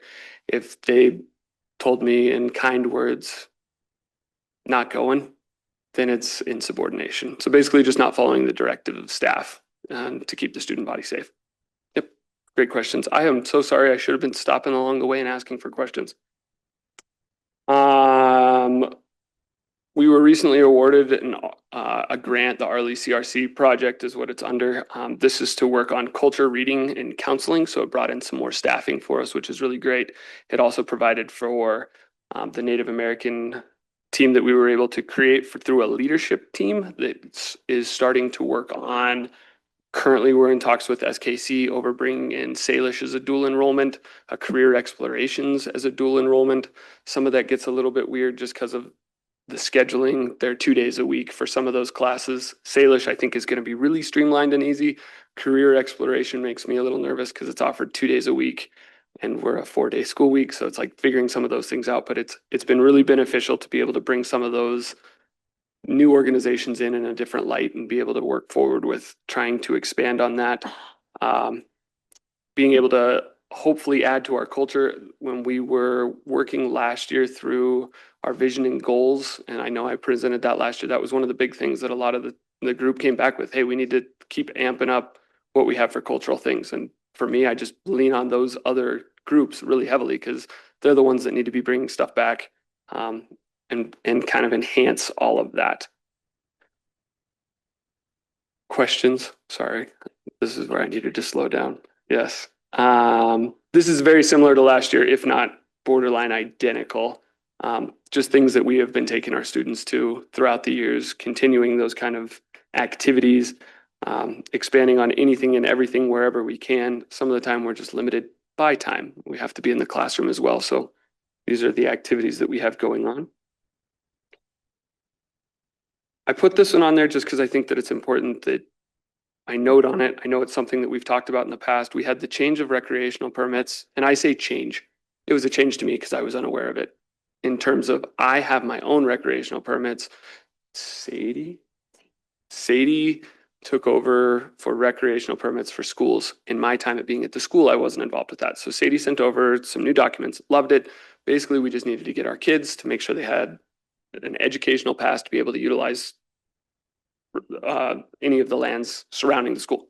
Love it. That worked perfect. Just had to communicate back and forth. We had a hiccup last year where we went back and forth for like 2 months. And sadly, we ended up taking the kids off of the reservation because we didn't have it approved. I don't think it'll be an ongoing thing. It was one of those. Sadie had just taken over. It was figuring out timing, her life. It's fine. But I feel like I wouldn't be doing a service for the kids that sadly had to leave the reservation to be able to do a project. And it was one of the kids, a senior project, he was wanting to do a beaver study in one of the creeks, specifically the Jocko. So they ended up driving all the way around to Sealy Lakeside to be able to access over there, which was kind of a bummer. Again, I don't think it's going to be an ongoing thing. I know that her and I had chatted, and it sounds like maybe she had communicated with you guys, being able to front load on the school year, hopefully maybe in August or earlier, to say, we would love to be able to update the RLE A. We want to have like these 10 things that we're really excited about. Is it possible to get signed off in advance? And she felt like that was something that was doable, where other times, hey, we're going to want to make sure that we have our biologist or someone else that's going to be involved. We don't want to have over impact on the lands. And I love all of it. I just wanted to make sure that I brought it to you guys to know that it was something that was a bummer for some of our kids last year. Though I don't feel that it'll be a problem moving forward. I truly don't. So. And then I added photos, and there's never going to be enough photos. And actually, as Miranda and I were chatting in the front, I don't have any photos of the new build yet. So we have a brand new K6 building. And honestly, we haven't had any photos or a grand unveiling yet because we're still working on some interior graphics. So there's like some basic photos on the website of the exterior of the school, but the interior, we're still focusing in on putting in specific language and images that went through culture committee to be able to be placed on the walls. So, and yeah, I kind of rolled through those really fast while I was talking. So any of the images that are blurred out, that's just, we don't have a media release for those students. So. Mr. Chair. Go ahead, James. Well, at least they're happy faces. They are happy faces, yes. I'll be honest with you, I didn't think to make them happy. That is the image that was chose, but I like it. Oh, go ahead. They look like my relatives. That's just a couple of questions. Yes, sir. I know that in the past, the tribal councils delegated the educational permitting to the Natural Resource Department and the permitting office. And then there's a scientific collection permit system. which has to do with research, which is different than just an education group permit. And then now we have an overlay of the institutional review board. So it gets a little bit complicated, especially when there's any human studies involved. A little bit complicated, but I hope it works out well for the school. One question I had, well, two, Superintendent Beckham, with your name, I'm surprised there's not soccer in the program, but just sorry. But I related to sports. We had the issue for the Arley school system that there's a lack of softball fields or appropriateness for, where does high school softball doing, or, so we were looking at planning for that in the, some of the property that we have that might be a relationship with the Arley school system, if that could be something that the school is after. So my question is there a need for high school softball? Yes, and actually I can add to that. So previously, where the parking lot is now of the new build had a donated softball field, not big enough for high school play, but it was definitely there. That became a parking lot. We now have, if you pull up Google Earth in between 93 and where the new build is at, and I don't know if Google Earth's going to have the updated dirt work on it. When we had Jackson come up, we planted them in the field that we own, and then asked them that when they reclaim it, they're going to flatten that out and make it to where it's usable space for a future softball and future baseball field, where it would be done over time as funding permits. At the current moment, we have a softball kind of club of parents that have been invested in their time and being able to come down. So I want to say a month ago, there was a local Dirtworks guy that donated his equipment, and they came and they flattened the whole area out. They've got it mapped out, and eventually we will have a 400-foot softball field directly behind or next to the current K6. So yes, we need, did I do that? Okay. So yes, we need the softball. In terms of having enough numbers to field our own team at the current moment, I guess per last year's numbers, I would say we don't. We're co-oping with MAC to be able to have that program. It's something that I think would be great for the students to have. I mean, to double back to the fact that you said, Beckham, I can't tell you how many kids tell me they want to play soccer. So a flat space in itself would be great. Sadly, I don't know that we have a student body large enough to field a full team. But yes, there is a need for more activities for all of our youth in the area. So what I'm hearing is that you do have the space. You are going to put in a softball, baseball, something within the school grounds. Yes. So, okay, that's important for me to know. Okay, thank you. Yep.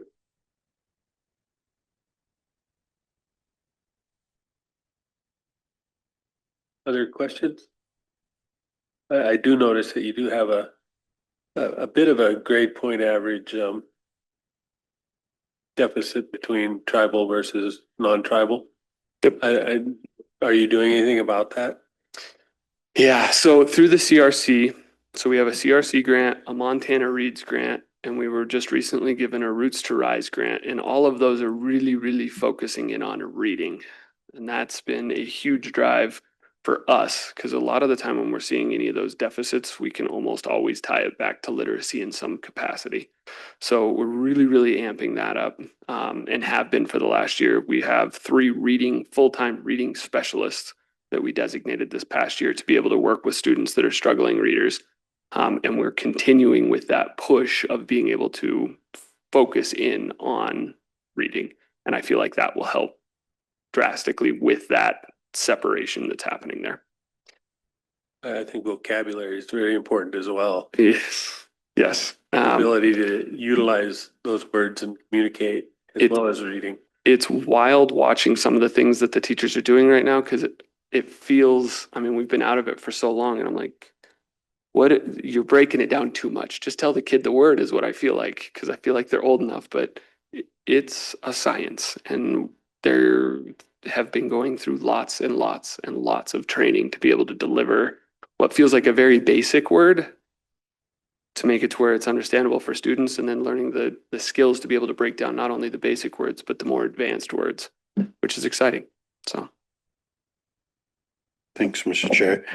Yeah, I think there's two of us that graduated from Arley High School, me and Bing, that I know of. Jamie was Ronan, right? Yeah. Attended Arley, so I think Bing and I might be the only alumni from Arley school system. But it's good to see the inclusion of all the different things that we have in the community. I know back in the 80s, I was on the Indian Club at the time, and the principal at the time, we raised money and we were going to do our own Indian Club jackets with the letters on it. And nope, can't do that. Said you can't spend your club money on jackets and you can't get a letter for being an Indian Club. Just blunt, no problem. Just so we took the money and spent it on a dinner for the community, had the elders and the community. Okay, well, screw you. We'll have a dinner. We'll take all of our club money and we're going to spend it and have a big dinner. And we had, I think, free, just chilling fry bread and all that kind of stuff, and had different activities and things. So hopefully nowadays, if the Indian Club or the contemporary version of that comes in and said, hey, can we do something like that? Hopefully it would be a different response than we got in the 1980s. Yeah. And the person that said that, I won't say his name, but he was the only teacher that used a manual typewriter, even in the middle of the 80s.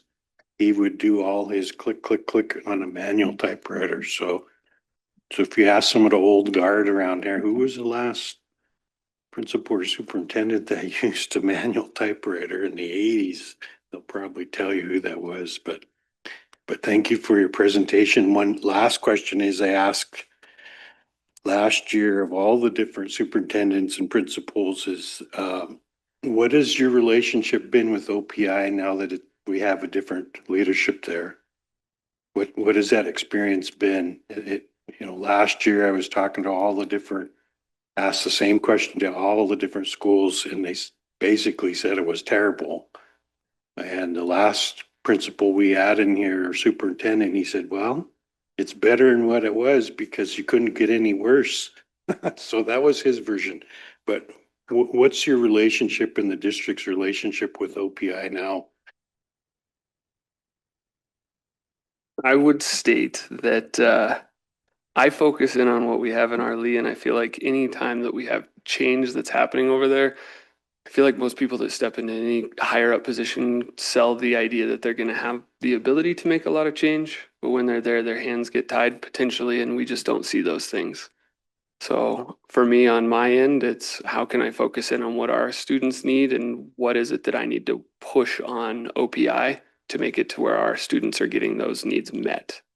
I wouldn't say that I've seen a drastic change because I don't know that anything would be. Mr. Chair, just real pointedly, the one issue was people being recertified, their licensing for teaching, whatever that term is, was being stalled or drug out under the last administration there at OPI.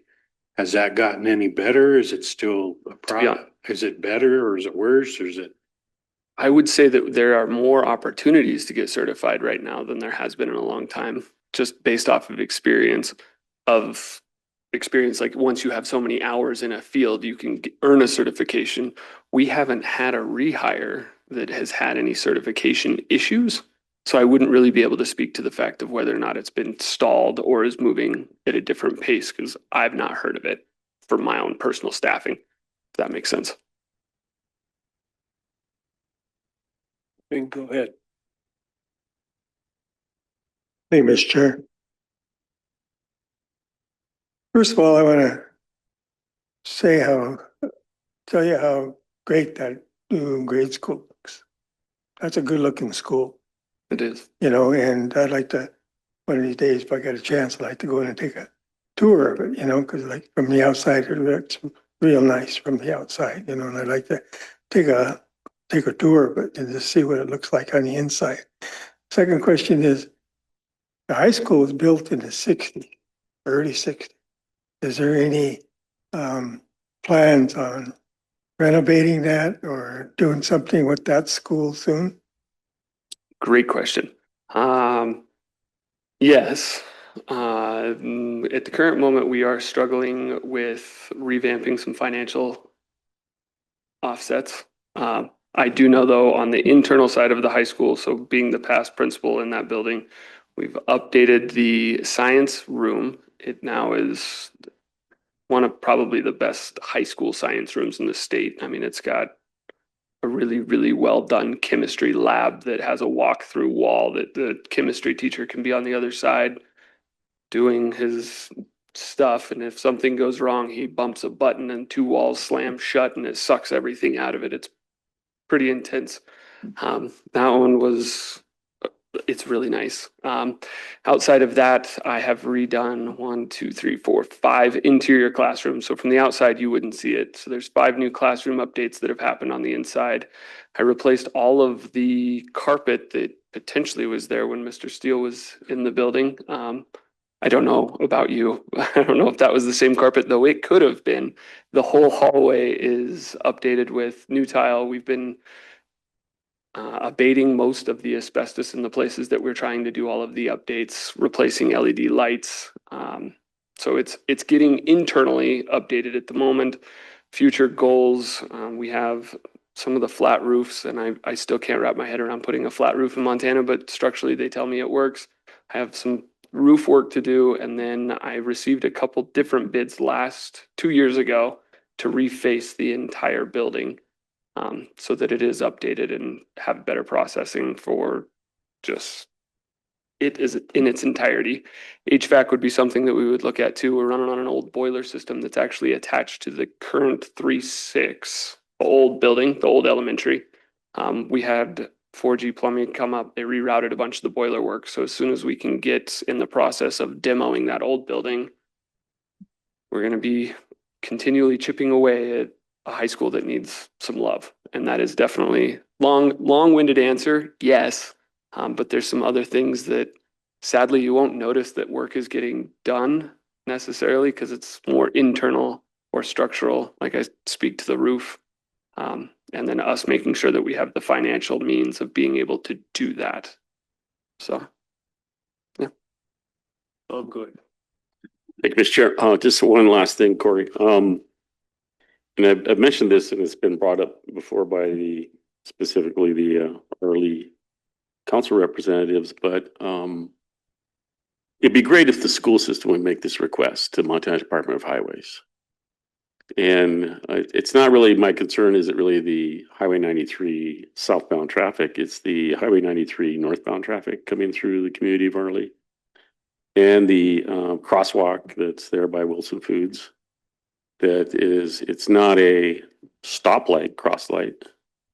But I would advocate for that. And I advocate for that every time I talk to them. And then also some speed limit warning rumble strips as you're approaching Arley. Maybe about by the fire hall there, somewhere where they rumble, hey, there's 35 speed limit up ahead. Just to attention grabbers. But the equity of pedestrians, using a light to cross is not consistent through the reservation.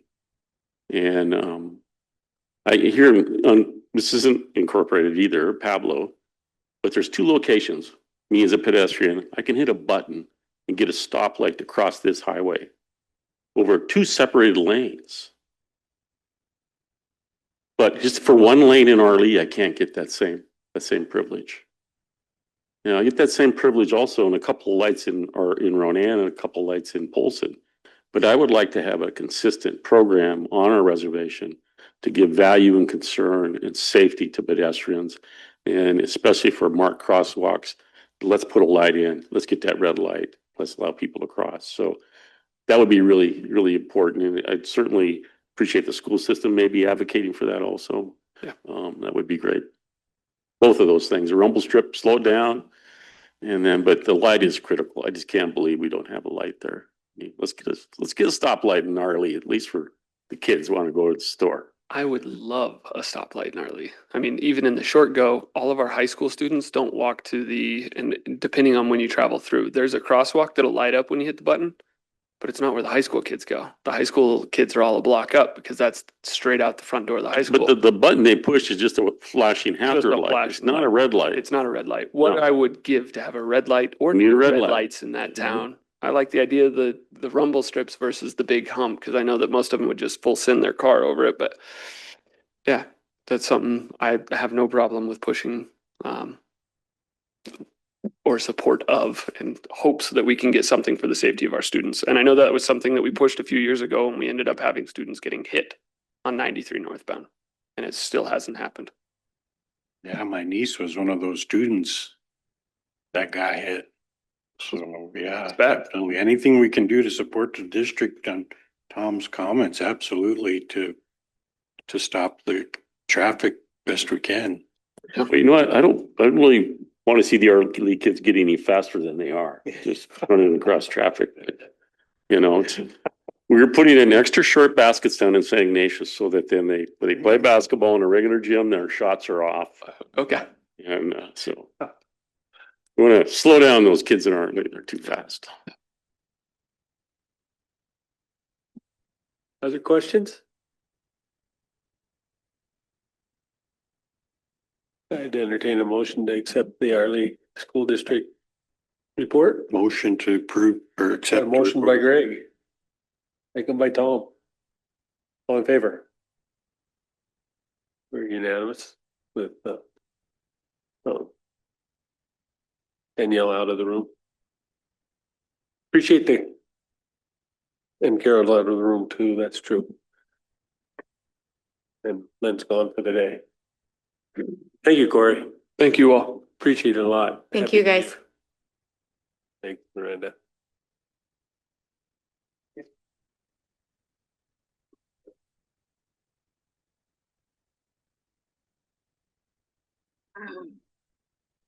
Did you go home, huh? Did you? It was a little later, Huh? but honestly, because I'm really good. Good to meet you, Corey. Thank you, sir. Yes, thank you. Happy New Year. Keep up good work.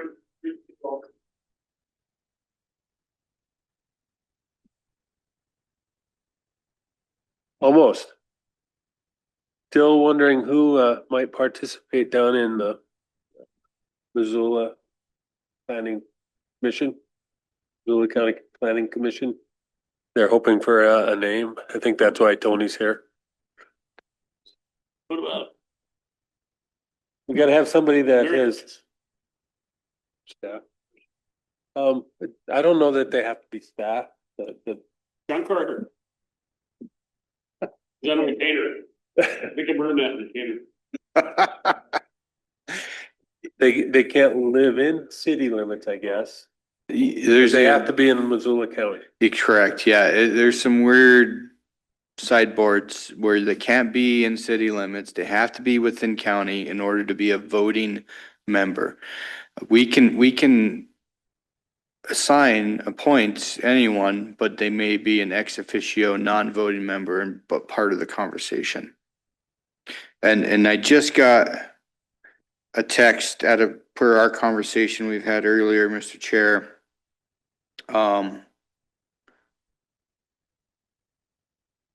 That the commissioners did allow, they plan on scheduling on the 29th of this month. So we have till then in order to have an appointee. But they did say that they asked CSKT to continue with one representative as opposed to what we were trying to do is have a voting member but still include Katie as an ex officio and participant. They're asking us to have one. So yeah, either if we do appoint Katie to sit, she won't be able to vote, but we won't have another position. Correct. So if we could find somebody that can fill the position and vote, it might be better. And part of the conversation I had with them was they wanted to make sure we understood that, yeah, if Katie was participant, she wouldn't be able to vote, be part of the conversation, but they are still an advisory board to the commissioners, and there's still an avenue. If there is something that doesn't sit well with the tribe, we have an opportunity to still We go can that still route. talk to the commissioners. Correct. So we're, excuse me, Mr. Chair, could Bing sit on it? I believe Ben could sit on it.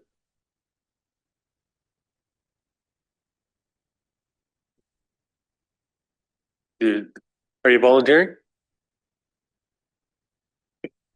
And so, okay, perfect. That's what I was coming in to ask both our lead representatives if they knew of either yourselves or somebody that lives within that district or that county that would be an optimal choice. And I did let the commissioners know, the county, that it's a hard ask to fit within those guidelines and yet have appointed somebody, you know, that is of higher standard of the tribe and shares the tribal value and is up with our policies and procedures that can support a decision as a representative. Tom? When you say reside, does it mean like you just have to own property? You have to have an interest in the county? If it's having an interest in the county, then any tribal member would have an interest. I mean, because when we were looking at the city of Missoula for getting the discount for the swim passes and park passes, which I still hope we can come up with some property we own within the Missoula city limits, so we can get that's all we needed to do, was just demonstrate that the tribes own property within the city limits, and we would qualify for resident passes for all our members. But they don't have to live in the city limits; they just have to own a piece of property. Yeah, they did say they did state to me residency within the county.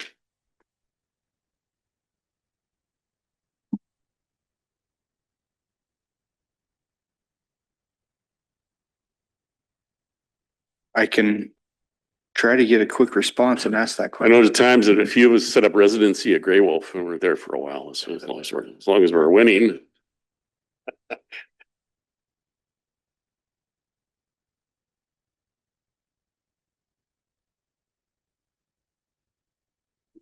Well, that's right.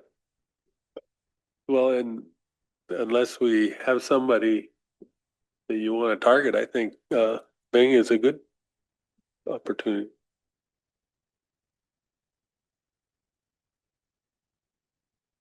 Any objection? Bing. Okay, I think the last time we just made a motion and an approval, and then we sent those minutes to the county to show that that's our selection.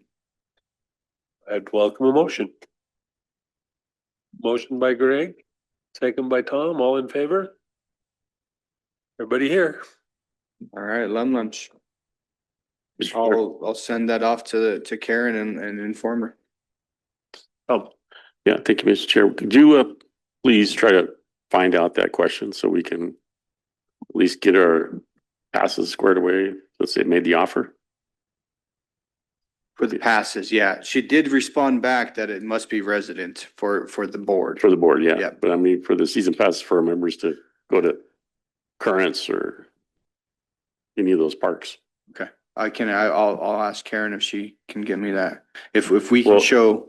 All we need to do is show that we own a parcel of land, the tribes own it within the city limits of Missoula. That's all we need. Okay. From our lands department. Okay. I'll go down there. I'm parked that way. I'll walk right by and ask. Thank you. It'd be worth it. It would be worth it. Some land out by the airport that we could For a buy. casino? Well, not initially, of course. We had some out by the Health and airport. safety of our people and protecting them from outside forces.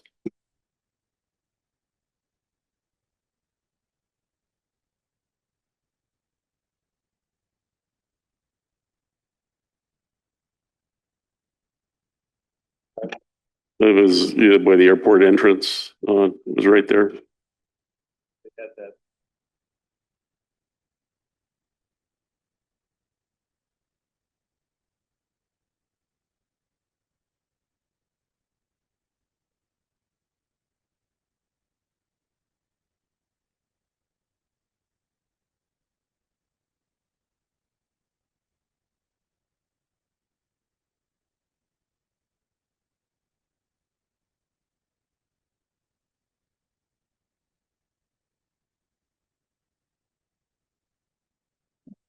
That's our agenda. Shall we?